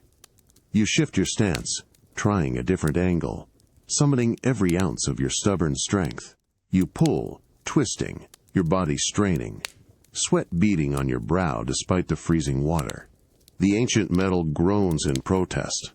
A long, drawn-out times cree-eek asterisk that grates against the pervasive silence. A small, rusty chunk breaks off under your grip, falling with a dull clink into the murky water. But then, slowly, agonizingly slowly, the wheel begins to yield. A tiny, almost imperceptible turn, followed by another, and another. The grotesque gurgling from the overflow lessens, replaced by a deep, resonant fall from somewhere within the pipes, as if the entire system is sighing with relief. You push one last time, with a final, desperate grunt, and the wheel gives way with a final, satisfying clank. The overflow ceases, abruptly. The deep, guttural gurgle of stagnant water is replaced by a powerful, surging whooshas as the massive pipes ahead roar to life, sucking the dark, foul water away with incredible force. The immense pool around you visibly begins to drain, revealing more of the slimy, unappealing sludge beneath. The foul smell slowly begins to dissipate, replaced by the cleaner, albeit still damp, smell of moving water and mineral-rich rock. The powerful surging tumult-shoosh of water rushing through the reopened pipes begins to soften, diminishing into a steady, deep gurgle as the vast pool around you drains with surprising speed. The frigid, viscous liquid which moments ago reached your knees now sloshes around your ankles, then your boots, revealing more of the slick, grimy sludge on the cavern floor. A thick, metallic film coats the exposed rock, smelling of rust and ancient decay. You stand there, chest heaving, your muscles screaming in protest, the raw effort of turning that massive, corroded valve leaving you breathless, yet oddly invigorated. Your worn overalls are heavy, plastered to your legs with the foul, oily water, and your gloves are stained dark with rust and some indefinable squishy grime. You peel a glove back, just enough to see your hand underneath, revealing skin red and raw from the exertion, embedded with tiny specks of rust and muck. The cold, fetid dampness clings to every inch of your clothing, seeping into your boots, making your toes feel like frozen blocks. Yet, as the water level drops, the air, though still heavy with the smell of raw earth and mineral, begins to feel less oppressive, a subtle shift towards something cleaner, revitalized. You look down at the massive valve, its colossal wheel now firmly in the open position, a monument to sheer, unyielding effort. The pipes beyond it, once choked and silent, now hum with the powerful rush of water, a clear, purposeful sound that speaks of efficiency restored. This isn't the flashy magic of a fire flower, nor the exhilarating rush of an invincibility star, nor the complex puzzle of digital glitches. This was brute force, intimate knowledge of systems, and the stubborn will to make something broken work again. Your hands ache, your back protests, and your overalls are a filthy testament to the task. But the satisfaction that settles in your gut is as solid and undeniable as the bedrock beneath your feet. You pull your cap off, wiping a gloved hand across your brow, feeling the cold sweat mix with the grime. Your gaze sweeps the cavern, now slowly being reclaimed from its stagnant, filthy burden. It's still dark, still underground, but there's a new resonance to the space, a clean hum where there was only silent decay. No one will give you a medal for this. No princess will notice the restored flow in this forgotten pipe. The glory is silent, personal. It's a strange kind of dignity, this work. The kind that leaves your hands dirty and your muscles protesting, far from the polished screens or grand heroics that define so much of this world. But it's essential, vital work, making the unseen gears turn, allowing everything else to function. You realize that sometimes the true strength isn't in fighting the dragon, but in unblocking the drain, ensuring that even in the most fantastical of worlds, the foundational, fundamental systems of existence continue to flow, quietly, reliably, because someone, dirty and tired, made them. The last vestiges of the sewage smell cling to your overalls, a faint, metallic tang, but the oppressive dampness of the pipe world is suddenly, utterly gone. You push through what feels like a final rusted grate, its cold metal scraping against your arm, and then you're not underground anymore. The first sensation is the sharp, exhilarating bite of truly cold, clean night air on your face, instantly clearing the lingering stench from your nostrils and stinging your cheeks with its invigorating chill. Your eyes, accustomed to dim glows and artificial lights, blink rapidly against an overwhelming profound darkness above, a velvety black so deep it feels almost solid. You stand on what feels like an impossibly narrow ledge, or perhaps a small, floating island of rough, gray rock, its surface cold and grainy beneath your boots. There's no wind, no sounds of traffic, no distant city hum. Only an absolute, breathtaking silence that presses in on your eardrums, far deeper and more complete than any underground void. You crane your neck, head tilting back, and the universe explodes above you. Not just stars, not just the familiar distant pinpricks you sometimes glimpse from the Mushroom Kingdom. No, this is different. Immense, swirling nebulae, like painted clouds of cosmic dust, spread across the black canvas in hues of violet and deep emerald. Distant, unfamiliar planets, some gleaming with icy rings, others glowing with the dull, fiery orange of active volcanoes, hang suspended in the void, appearing impossibly close, like jeweled marbles scattered across an infinite, dark cloth. A profound sense of vertigo hits you, a dizzying awareness of your tiny, precarious position in this boundless expanse. There's no discernible ground beyond this small rock, just the terrifying, glorious immensity of space. You feel a strange sense of floating, even though your boots are firmly planted, and your head swims with the sheer scale of it all. The cold seeps into your bones, but it's a clean, almost sterile cold. Invigorating rather than oppressive, you bring a gloved hand to your mustache, feeling the tiny ice crystals that have already formed there, a stark contrast to the grime of moments before. You take a slow, deep breath, the clean, crisp air filling your lungs with a sensation of profound freshness. This isn't just an escape from the underground. It's an escape from the world itself, into something unimaginably vast and utterly alien. You're no longer thinking of plumbing, or Goombas, or broken blocks. Your mind struggles to grasp the sheer, cold beauty of it all, the unfamiliar twinkle of distant worlds that beckon with silent, unimaginable possibilities. It's a humbling, awe-inspiring moment, a stark reminder of the universe's boundless mystery and the tiny, transient role you play within it. You realize that even a simple plumber can find himself at the edge of the cosmos, staring into the silent, sparkling heart of creation. The dizzying, boundless expanse of swirling nebulae and distant, alien planets still stretches above you, a breathtaking, silent spectacle of cosmic indifference. The cold, clean night air continues to prickle your skin, and the profound silence of space presses in, a heavy blanket that swallows every thought, every sound. But the awe that initially overwhelmed you is now subtly, painstakingly, replaced by a growing ache, a hollow space in your chest that echoes with the vastness around you.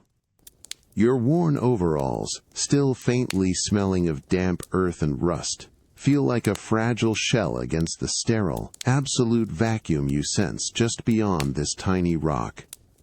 You pull your cap tighter, a nervous habit, as your gaze drifts past the fiery orange and icy blue of unfamiliar worlds. You find yourself searching, instinctively, for something familiar, a constellation you know, a star that might guide you home, even a faint, distant glow that could hint at the Mushroom Kingdom. But there's nothing. Only this endless, glittering tapestry of the unknown. Your hand, still raw from turning that giant valve, instinctively reaches into your pocket, searching for a phantom coin, a familiar tool, anything tangible that anchors you to your own world. Your fingers close on empty fabric. A wave of profound, aching loneliness washes over you, sharper than any cold, more disorienting than any mist. It's the kind of loneliness that comes from being utterly disconnected, from being so far away that the very concept of asterisk home feels like a fragile, distant memory. There's no way to call back, no familiar voice to hear, no friendly face to see, not across these unimaginable distances, no glowing screen, no quick transmission. You imagine the bustling streets of Toad Town, the scent of fresh pastries, the distant sound of your brother's booming laughter. These imagined sensations are so vivid they almost hurt, a stark contrast to the cold, silent reality of the alien cosmos. You push yourself to the very edge of the small, floating rock, your boots scraping softly on the grainy surface. You gaze out into the terrifying, beautiful void, a solitary green figure against an infinite canvas. A faint, almost imperceptible tremor runs through your body, a shiver that has nothing to do with the cold and everything to do with the sheer, unbridgeable distance between where you are and where you truly belong. Your breath hitches, a small, ragged sound swallowed instantly by the silence. This isn't just about physical survival anymore. It's about the emotional endurance of profound separation, the quiet, persistent ache of longing. You realize that no matter how many worlds you traverse, how many dangers you overcome, or how grand the cosmic spectacle, the heart carries its own indelible map, constantly pulling you back to the warmth, the familiarity, the simple, undeniable gravitational pull of home. Even at the edge of the universe, surrounded by the silent majesty of creation, the most powerful force isn't a supernova or a black hole. It's the quiet, persistent echo of a place and people you love, a connection that remains stubbornly, undeniably real, even when you are light years away. The oppressive silence of space, the cold, stark beauty of distant worlds, abruptly blurs into a rush of green and pink, then solidifies into a familiar, slightly stuffy atmosphere. You land with a soft thuder sol on plush, crimson carpet, the scent of fresh wax and polished wood filling your nostrils, a stark contrast to the sulfur or cold vacuum you've just experienced. Warmth, a gentle, almost suffocating embrace, washes over you, but it's an artificial, controlled warmth that feels strangely sterile after the raw elements. Your eyes, accustomed to cosmic darkness, blink against the soft, diffused glow of ornate chandeliers hanging from a high, vaulted ceiling. This is familiar, unmistakably familiar. The castle. Peach's castle. A murmur of voices, a low, respectful hum, reaches your ears from somewhere further within the grand hall. It's not a welcoming cheer, not the joyous uproar that usually accompanies a triumphant return, but a quiet, expectant buzz. You adjust your cap, feeling the subtle tension in your shoulders, a familiar knot of unease tightening in your gut. You know this feeling. You turn your head, scanning the polished marble walls, lined with intricate tapestries depicting heroic deeds. Every one of them, you notice, with a familiar pang, features Hininin. His red cap, his blue overalls, his iconic jump, not a single green cap in sight. The air, despite the warmth, feels heavy with an unspoken narrative, a story that plays out perpetually, with a very specific protagonist. You take a cautious step forward, your boots sinking slightly into the deep pile of the carpet, muffling your footsteps. The hushed murmur grows louder as you approach a wide, arched doorway, through which a soft, golden light spills into the hall. You can almost feel the collective gaze of those unseen within, a weighty presence that seems to press down on your shoulders, an invisible current of anticipation. You instinctively smooth your mustache, a nervous habit, your gaze drifting to a towering, gold-framed portrait hanging proudly on the wall beside the archway. It's a beaming, triumphant portrait of Mario, holding a sparkling star, his smile wide and confident, radiating an aura of effortless heroism. His eyes, in the painting, seem to follow you, a silent, knowing look. As you near the archway, a sudden, resounding cheer erupts from within, a wave of ecstatic shouts and applause. It's a distinct, joyful roar, undeniably a celebration. And amidst the cacophony, rising above it all, clear as a bell, is the sound of his name, chanted in unison. Mario, Mario, Mario. The sound hits you like a physical blow, a familiar echo that reverberates not just in the hall, but deep within your own weary soul. Your shoulders slump almost imperceptibly, a breath escaping your lips in a soft sigh that is instantly lost in the celebratory clamor. The moment, the grandeur, the adoration, it is all for him, as it always is. You pause, just outside the archway, a solitary green silhouette framed against the dazzling, celebratory light. Your presence, even here, in this moment of collective joy, feels like an afterthought, a quiet asterisk in a loud, vibrant story. You realize that even in the greatest triumphs, even when standing on the precipice of celebration, the weight of a brother's legacy, the constant echo of his name, remains your most intimate, most enduring companion. It's a peculiar burden, this life lived forever in the bright, all-consuming glow of another's glory. The deafening roar of Mario still rings in your ears, a triumphant anthem that seems to shake the very foundations of the castle. You push through the grand, arched doorway, a soft rustle of the heavy velvet curtains against your worn overalls, now carrying the faint, earthy scent of 1,000 hidden tunnels and the metallic tang of distant pipes. The grand hall bursts into full view, a dizzying kaleidoscope of vibrant colors and joyous noise. Toads cheering with unrestrained glee, some weeping happy tears that stream down their mottled faces, all eyes utterly fixed on a central dais. There, illuminated by a brilliant golden spotlight, what stands, a vibrant red beacon, accepting their fervent accolades, a picture of effortless triumph. The air itself fills thick with the sweet scent of celebratory cake, mingled with the potent, almost tangible aroma of collective triumph.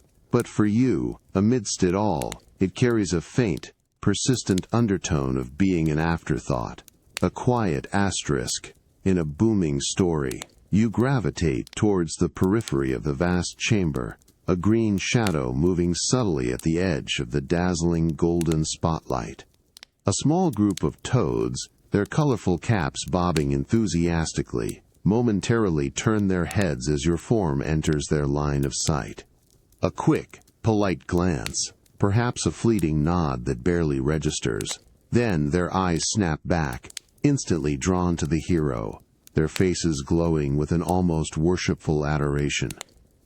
It's not malice in their gaze, not disrespect directed at you, just pure, undeniable, unadulterated focus on the main event, the singular star of the show. You are, undeniably, part of the backdrop, the ever-present, supporting player. You instinctively run a gloved hand over your mustache, feeling the fine, lingering dust from countless hidden tunnels, the subtle dampness from forgotten sewers, the sharp grit from desolate, sun-baked deserts.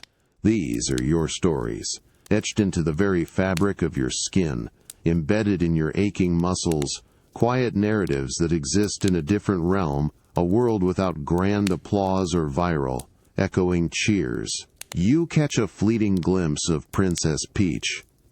Her eyes, sparkling with genuine relief and joy, sweep across the crowded room, and for a fraction of a second, her gaze, sharp and knowing, meets yours across the bustling hall. There's a soft, almost imperceptible smile that graces her lips, a small, gentle nod of her head, a gesture that speaks volumes without a single sound. It's a recognition not of grand, public heroics, but of quiet, unsung battles, of the behind-the-scenes work, the less glamorous, often perilous efforts. It's not a shouted Luigi, not a wave of adoration, but it's something. Something real, a quiet thread of profound connection, woven into the loud, public tapestry of triumph, a shared understanding that transcends the celebratory clamor. You lean back against a cool, smoothly polished stone pillar, letting the powerful roar of the crowd wash over you. The sheer volume of the noise, once a source of quiet, familiar pain, begins to subtly transform, becoming just sound, a vibrant external backdrop to your own burgeoning internal hum. You carry within you the profound cold of deep space, the scorching heat of the desert, the suffocating dampness of the labyrinthine pipes, the quiet courage to face the terrifying, unseen threats of the mist. These myriad visceral experiences are profoundly yours alone, unique, defining.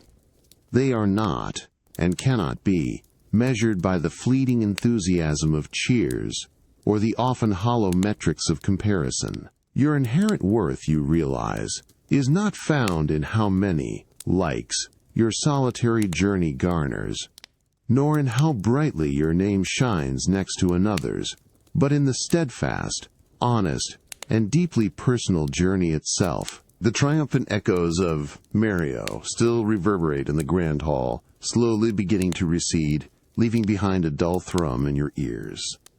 You remain a silent green figure at the periphery, leaning against the cool, polished pillar, the lingering scent of celebration cake and collective adulation, a thick presence in the air. Your gaze drifts over the sea of cheering toads, their joy unbridled, their focus absolute on the spotlight that cradles your brother.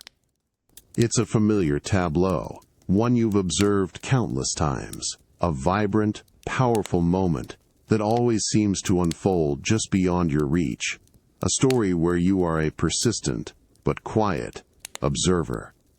Then, a subtle shift in the dazzling golden light.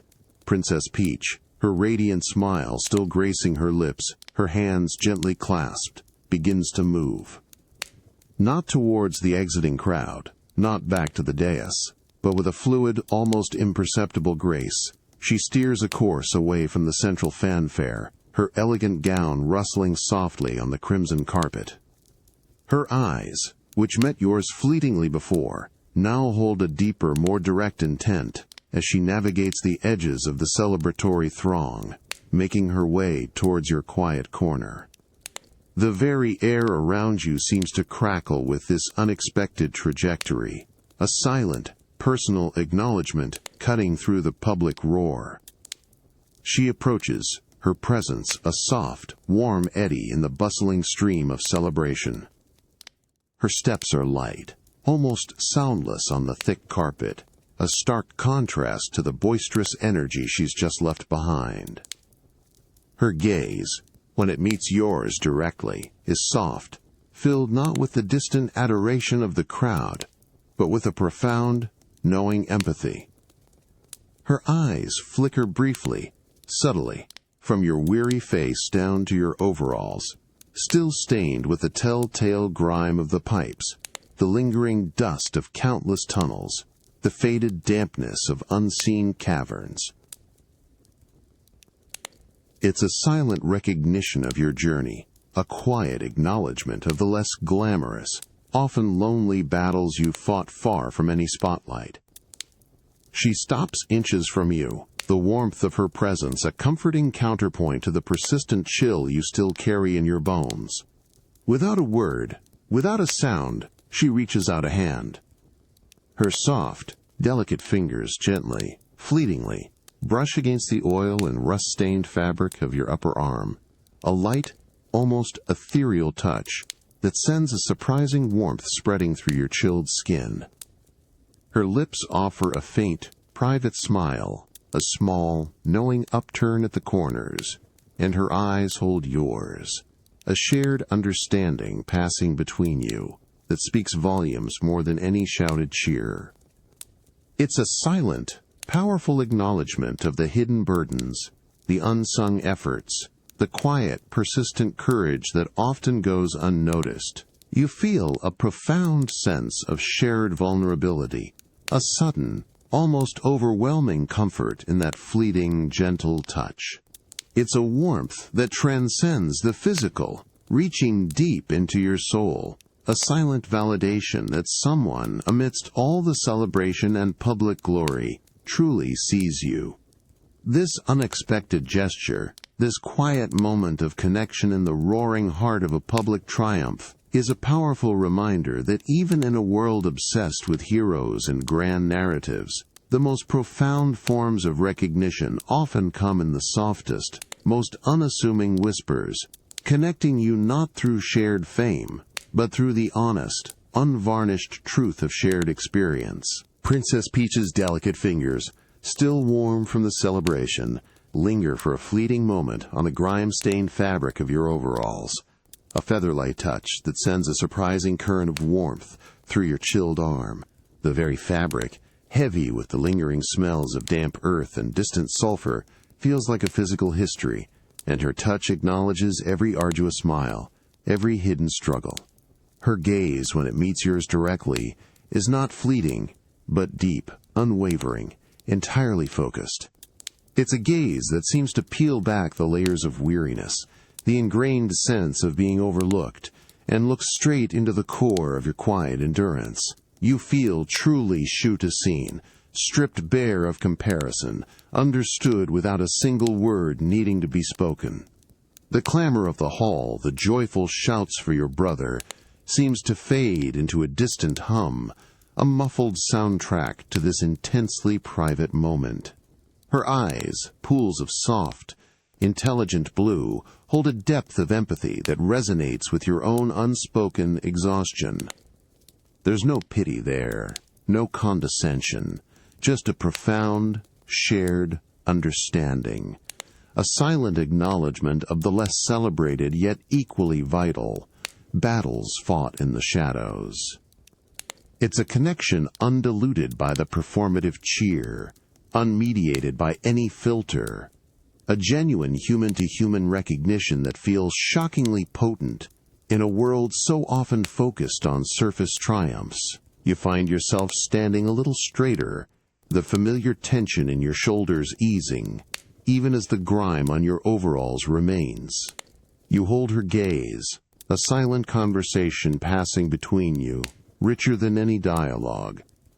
Her faint, private smile deepens, a quiet reassurance that speaks volumes of a bond forged not in public spectacle, but in a shared, profound appreciation for resilience. It's a smile that recognizes the hidden effort, the countless quiet moments of fear and determination, the endless repetition of unsung tasks that keep the very fabric of this world from unraveling. This isn't the fleeting admiration of a crowd, easily given and just as easily withdrawn. This is something solid, enduring, a deep wellspring of respect that flows between two souls who understand the true cost of maintaining hope in a perpetually challenging world. You feel a warmth bloom in your chest, spreading outwards, chasing away the last vestiges of cold from the ice plains and the lingering unease of the mist. It's not the searing, temporary power of a fireflower, nor the invincible rush of a star. This is a quieter, more profound kind of strength, an inner light, ignited by genuine, unfiltered connection. The weight of being, the other brother, the perennial second fiddle, begins to lift, not because the crowd's cheers have shifted, but because, in this single, empathetic glance, those cheers suddenly feel less important. You realize that true empathy, unadorned and direct, possesses a unique power. It cuts through the noise, bypasses the screens, and strips away the filters, leaving behind only the raw, undeniable truth of shared humanity. In that moment, you are not just a plumber in green overalls. You are seen, understood, and utterly valued. A powerful reminder that sometimes the greatest strength isn't in grand heroics, but in the quiet, profound act of truly connecting, soul to soul, without a single word. The soft, quiet understanding with Princess Peach, that shared, empathetic glance still resonates in your chest, a gentle warmth spreading outwards. The clamor of the hall, the joyful shouts for your brother, continues its celebratory roar, a vibrant, external backdrop. As you stand, a small, unassuming toad, holding a radiant, red-spotted mushroom, timidly approaches from the edge of the crowd. Its eyes, wide with a mixture of reverence and genuine appreciation, offer the glowing fungi to you, a silent, heartfelt gesture of gratitude. The mushroom pulsates with a soft, inviting light, radiating a faint, sweet, earthy aroma that tickles your nostrils. You take the mushroom, its cap cool and smooth against your palm, and instinctively bring it to your lips. The taste is an explosion of sweet, earthy flavor, a wild, wholesome essence that instantly clears the lingering smells of castle wax and celebration cake. You swallow, a gentle gulp, and then it begins. A strange, insistent pressure builds deep within your stomach, spreading rapidly outwards, like an unseen balloon inflating inside you. It's not painful but intensely disorienting, a profound, internal stretching sensation that makes every fiber of your being hum. Your skin prickles, 1,000 tiny tingles, and your very bones seem to elongate, pushing outwards, outwards, outwards. The world around you shrinks, and it happens with startling speed. The ornate chandeliers that once hung high above now feel closer, their crystal drops almost within reach. The grand archways seem to lower, the vast hall itself compressing, its ceiling suddenly more intimate, almost oppressive. Your worn overalls, which fit perfectly moments ago, now feel tight, straining at the seams, the fabric stretching taut across your expanding frame. Your boots, previously comfortable, are now too small, pinching your toes as your feet grow within them, threatening to burst the leather.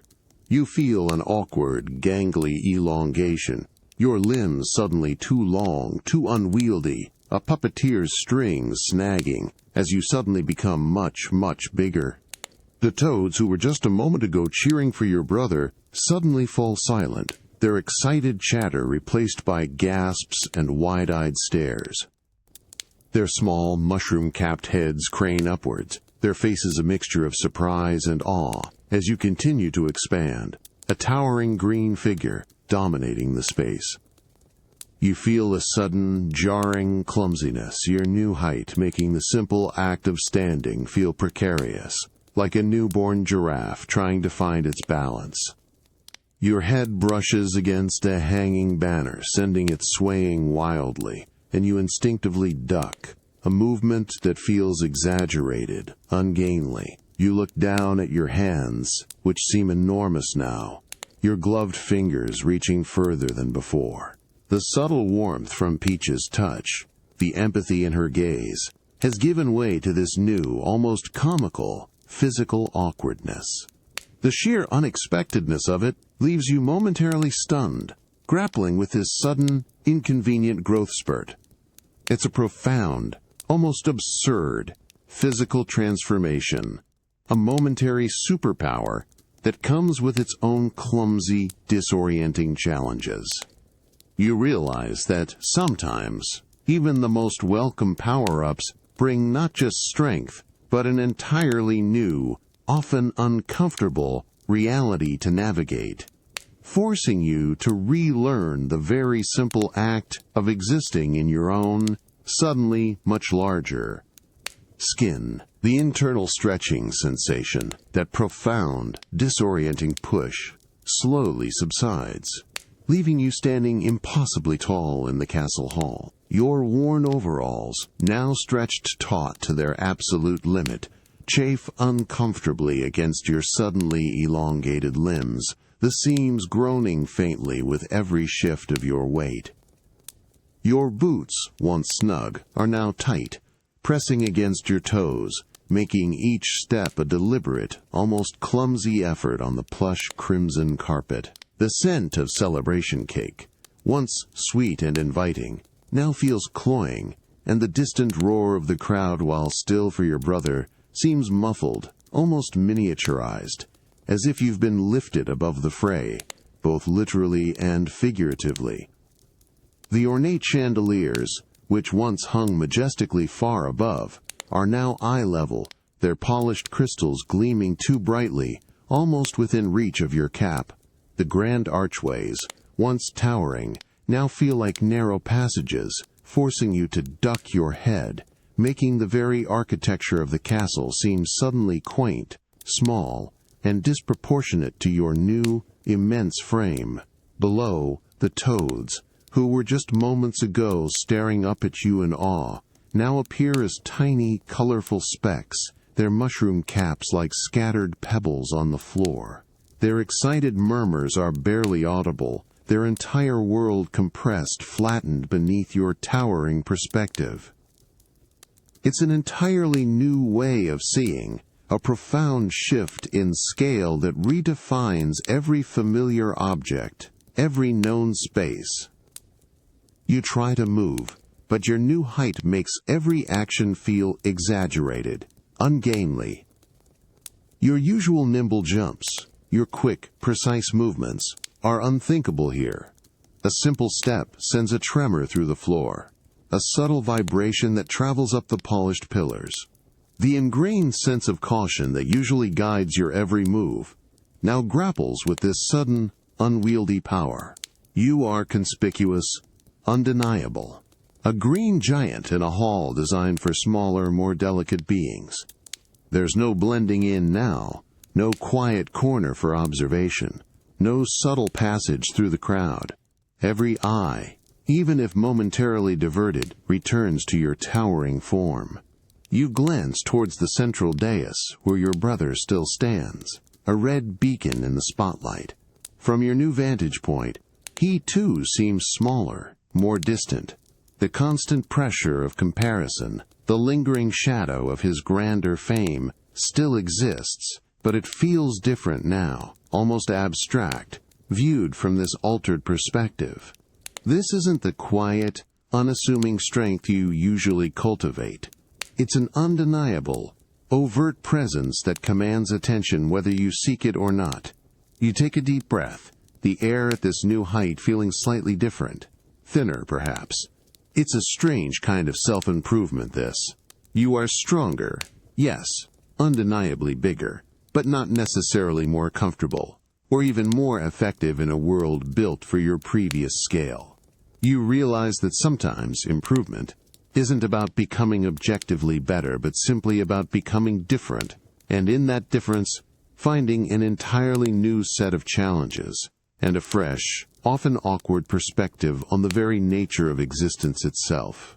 Your identity, you discover, is less about fixed attributes, and more about how you choose to navigate the constant shifting terrain of who you are, no matter your size. The grand hall of the castle, with its cheering toads and towering banners, suddenly lurches and spins, blurring into a kaleidoscope of green and gold. The artificial warmth, the scent of celebration cake, the very ground beneath your boots, all vanish in a sickening, stomach-dropping instant.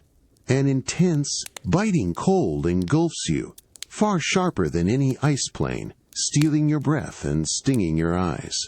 Your ears pop painfully as an immense pressure builds, then releases, and the air around you thins dramatically, becoming almost too insubstantial to breathe.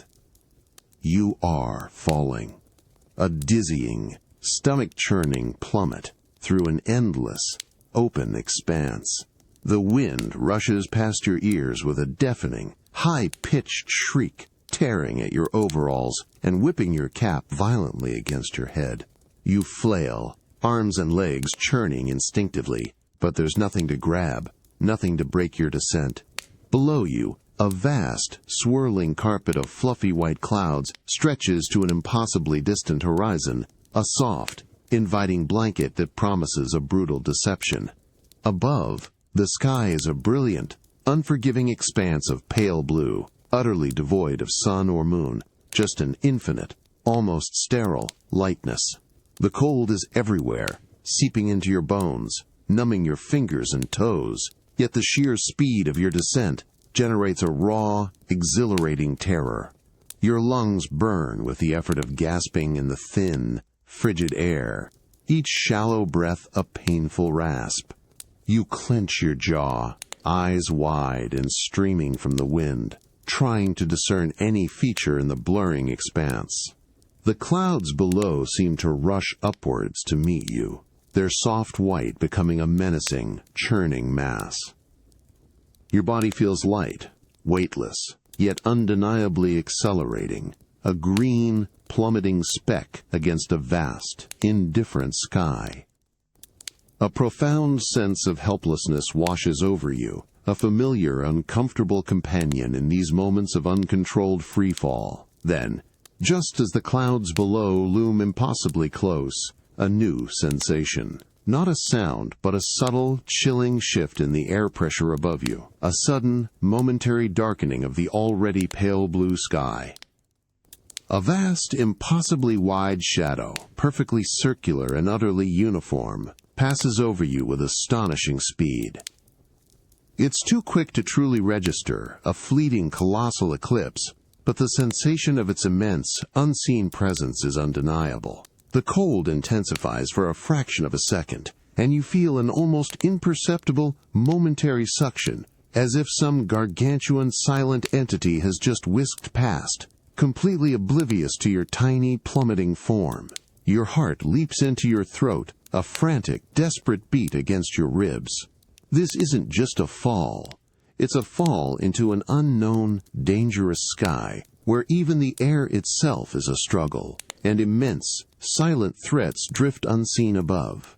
You fight to control your descent, to twist, to orient yourself, but the dizzying rush makes every movement feel futile. You realize that even when the ground is miles away, Danger can still loom from unexpected quarters, a colossal, indifferent shadow in a vast, open sky. A chilling reminder that sometimes the greatest threats aren't below, but silently, terrifyingly, above. The deafening shriek of the wind continues its relentless assault, tearing at your overalls, a cold, invisible force that flattens your mustache against your face and pushes tears from your streaming eyes. You are still plummeting, a green speck in an infinite expanse of pale blue, the cold, thin air burning your throat with every ragged, desperate gasp. Below, the vast, swirling carpet of white clouds rushes upwards with dizzying speed, losing its fluffy softness, becoming a dense, solid-looking mass that promises not a gentle landing, but a crushing impact. Your body is a tense, aching coil of muscles, fighting an invisible, unyielding current, attempting to twist, to slow, to gain any semblance of control over this terrifying, uncontrolled fall.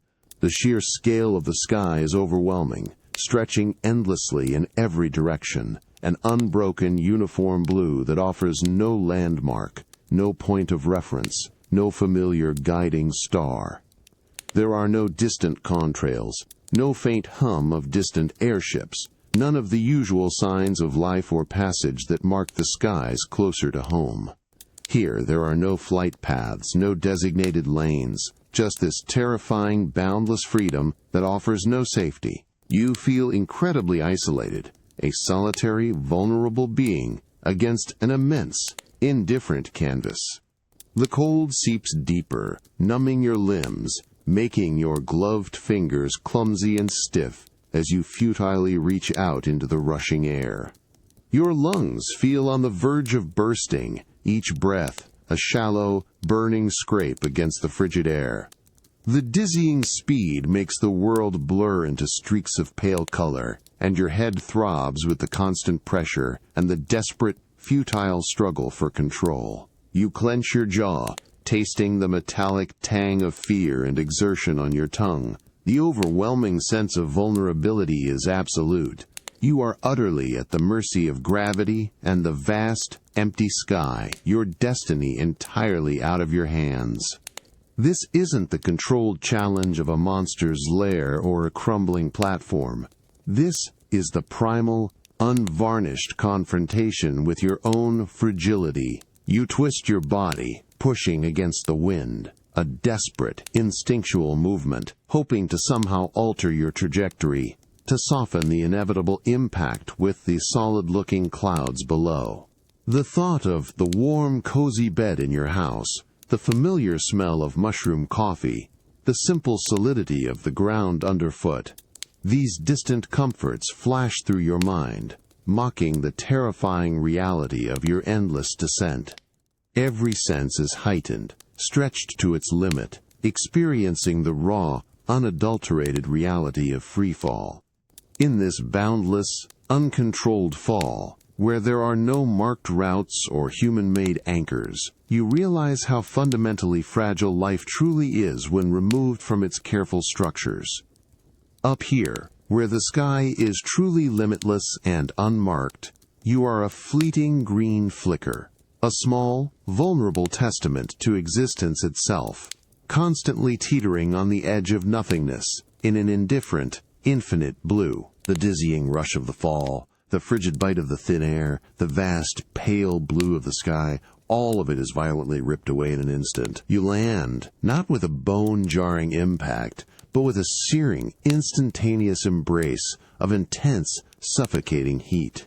Your boots scrape on something rough, gritty, and blisteringly hot beneath your soles. The air is thick, metallic, and heavy, with a truly aggressive smell. Not just sulfur, but the pungent, acrid stench of burning rock, of pulverized minerals cooking under immense pressure. It claws at the back of your throat, bringing with it a bitter taste of ash and scorched earth that makes your lungs sting with every desperate, shallow gasp. You stumble forward, your body convulsing with the sheer shock of the heat, pushing yourself upright on an impossibly narrow ledge of obsidian-like rock. It's glowing faintly from within, radiating a powerful, unsettling warmth that penetrates your worn overalls instantly, making your skin prickle with sweat that evaporates almost before it forms. Your eyes, squinting against the fierce, oppressive glow, register a world painted in violent reds and oranges. Everywhere you look, rivers of molten, incandescent lava snake across the cavern floor, bubbling and churning with a malevolent, internal life. They hiss and crackle, sending up plumes of superheated steam that shimmer with an unholy light, distorting the very air. The roaring, bubbling sound of the lava fills your ears, a constant, low growl that makes the ground beneath your feet feel like it's perpetually vibrating. You can feel the heat radiating from the molten rivers, a physical pressure that pushes against you, threatening to force you over the precarious edge. Your boots, designed for stomping on Goombas or traversing damp pipes, feel flimsy against this brutal volcanic landscape.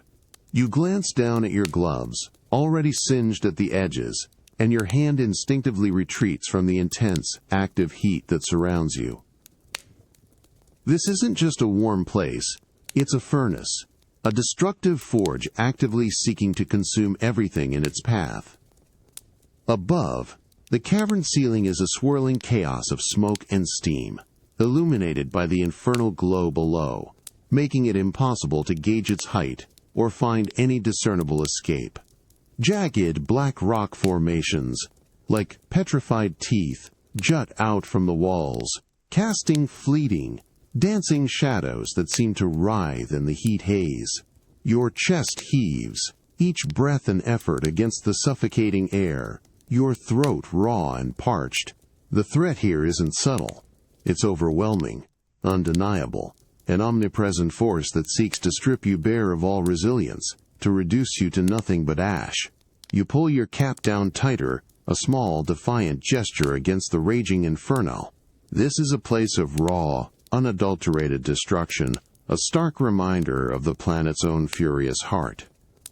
You realize that even in a world filled with whimsical dangers, some challenges are elemental, primal, and utterly unforgiving, demanding not just your courage, but your absolute, unyielding will to endure the very fires of existence. The overwhelming, suffocating heat of the lava cavern presses in on you, a physical weight that makes every breath a struggle against the acrid, burning air. The constant, malevolent growl of the molten rivers below fills your ears, and the very ground beneath your worn boots vibrates with an incessant, terrifying hum, as if the entire world is on the brink of an explosive, fiery climax. Your skin prickles with sweat that evaporates instantly, leaving only a parched, burning sensation, and your mouth feels like sandpaper, dry and raw from the ash-laden air. You stand on an impossibly narrow ledge of obsidian, its surface slick with a strange, oily residue that shimmers in the infernal glow. The heat radiating from the bubbling lava just inches below is so intense it feels like a physical hand pushing you back, threatening to dissolve your very form. One misstep, one moment of distraction, and you're gone. The thought flashes through your mind, stark and terrifying. There are no second chances here, no convenient respawn points, no extra lives waiting to be discovered. This is a one-shot deal, a knife-edge walk between scorching rock and immediate, absolute oblivion. The finality of it all makes your blood run cold despite the raging heat. A geyser of superheated steam suddenly erupts from a crack in the rock face ahead, hissing loudly as it blasts upwards, shrouding a portion of the narrow path in a blinding, scalding cloud. You recoil instinctively, pressing yourself back against the searing rock wall, your face shielded by your arm. The heat from the steam is intense, burning even through your gloves, and the metallic smell of it is thick, suffocating. You wait, heart hammering against your ribs, for the steam to dissipate, your eyes squinting, trying to gauge the path ahead, every nerve stretched taut, acutely aware of the hair's breadth separating you from fiery destruction. Your hand, still raw from the pipework, trembles slightly. You glance down at the worn leather of your boots, the familiar green of your overalls, and a profound sense of your own fragility washes over you. This isn't a digital game where death means a quick restart. This is raw, visceral, life-or-death reality. Every moment, a high-stakes gamble against an environment designed for absolute obliteration. The constant, gnawing awareness of imminent peril, the complete and utter lack of a safety net, focuses your mind with a terrifying clarity. You are entirely responsible for every breath, every step. You push off the rock wall, moving forward with renewed, desperate caution, your boots scraping softly on the treacherous ledge.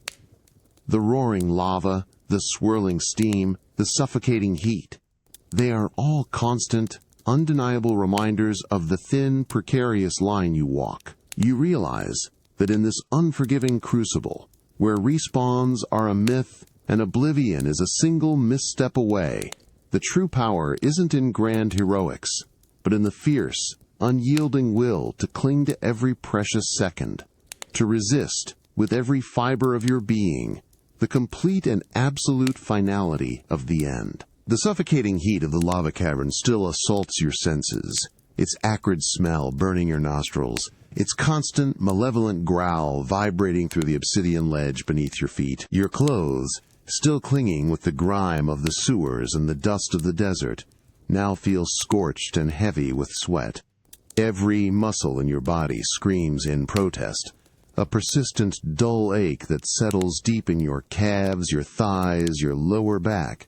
Your lungs burn, each breath a shallow, desperate scrape against the thick, superheated air. This isn't just discomfort. It's the raw, unadulterated sensation of complete, physical exhaustion, worn down by endless, unpredictable trials. You push off the glowing, treacherous ledge, leaping across a chasm of bubbling lava, landing with a jarring thuds on another, equally unstable platform of crumbling rock. The impact sends a fresh jolt of pain through your knees, a familiar protest from overworked joints. Your breath comes in ragged gasps, and for a fleeting second, you consider simply collapsing, letting the overwhelming fatigue claim you. But something deep inside, a stubborn, unyielding spark, refuses. You straighten your back. A slow, deliberate movement, pulling your cap down a little tighter, your gaze fixed on the narrow, winding path that disappears into the smoky gloom ahead. Your gloved hands, grimy and raw, flex instinctively. Beneath the worn fabric, you can feel the thick, hardened calluses on your palms, the rough, toughened skin that speaks of countless hours of gripping wrenches, climbing pipes, stomping on creatures, and holding on for dear life. They are a testament to the endless, unglamorous labor that defines your existence, a physical record of every trial, every exertion. There's no elegance in them, no delicate beauty, but there's an undeniable strength, a quiet resilience forged in the crucible of constant, physical demand. They are the tools of your trade, the embodiment of your persistent will. A small, winged Koopa Troopa, its shell a dull green, buzzes lazily past your head, utterly oblivious to the internal battle you're waging. You track it with tired eyes, your head aching, but your instincts remain sharp. You duck instinctively as it loops back. Then, with a weary grunt, you jump. A practiced, almost automatic movement, stomping on its head. The satisfying crack of its shell, the soft splat of its dissipating form, sends a familiar jolt of accomplishment through your body, a brief, fleeting victory that stokes that stubborn, internal fire. The pain in your muscles intensifies, but so too does your resolve. You press on, one heavy, deliberate step after another, the lava's growl, a constant, oppressive soundtrack. Your body aches, every fiber protesting, But your spirit, fueled by that quiet, undeniable resolve, refuses to break. You realize that true endurance isn't about the absence of pain or fatigue, but about the stubborn, unwavering will to keep moving, even when every part of you screams for rest. It's a profound, visceral lesson learned not through grand pronouncements, but through the calloused hands, the aching muscles, and the quiet, unyielding heart that refuses to quit. The constant, oppressive growl of the lava cavern echoes in your ears, a relentless, fiery bass note accompanying the symphony of your aching muscles and burning lungs. Your overalls, scorched and grime-laden, cling uncomfortably to your sweat-soaked skin, a heavy second skin that bears the marks of 1,000 unseen struggles. Every step on the crumbling obsidian path is a deliberate act of will, your boots scraping against the harsh rock, each movement a testament to your stubborn, unwavering resolve. You are weary, bruised, and covered in the tangible evidence of a journey that transcends mere pixels and digital representations. You glance down at your gloved hands, still flexing, still raw beneath the fabric. These hands have clutched wrenches in subterranean depths, gripped ledges in dizzying heights, and delivered countless stomps to an endless parade of strange creatures.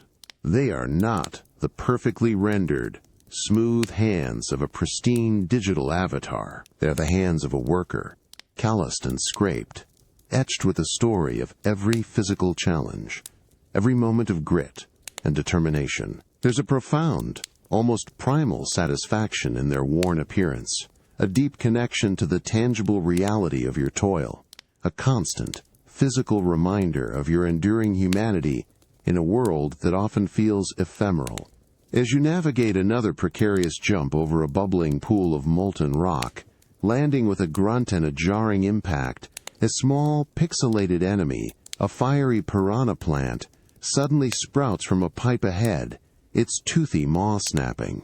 Your heart gives a familiar, weary thump, but there's no frantic panic, no rush of adrenaline that hasn't been tempered by countless encounters. Instead, a quiet, almost resigned sigh escapes your lips.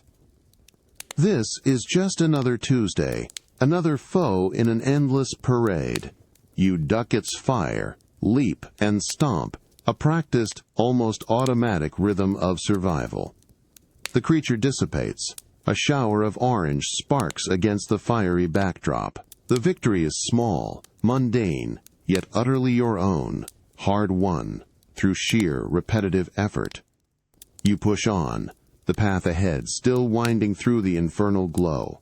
The thought of a quiet, unassuming home, a simple, warm bed, a moment of respite from the constant demands of this odyssey, feels like a distant dream, a cherished memory that keeps you moving forward. You carry within you the cold of the ice, the heat of the desert, the dampness of the sewers, the vertigo of the sky, the quiet fear of the mist, and the unyielding roar of the machinery. These aren't just levels, they are sensations, experiences, etched into your very being, forming the rich tapestry of a life lived through struggle and perseverance. You realize that in this pixelated odyssey, where landscapes shift and dangers multiply with relentless abandon, your most valuable asset isn't a power-up or a hidden secret. It's the profound, hard-earned humanity that you carry, the ability to feel, to endure, to adapt, to keep putting one weary, green-booted foot in front of the other, even when every fiber of your being aches. It's a quiet strength, a resilient spirit forged not in grand triumphs but in the countless, unglamorous moments of simply, stubbornly, continuing. You are, you discover, deeply, undeniably human. And that, in itself, is the greatest adventure of all.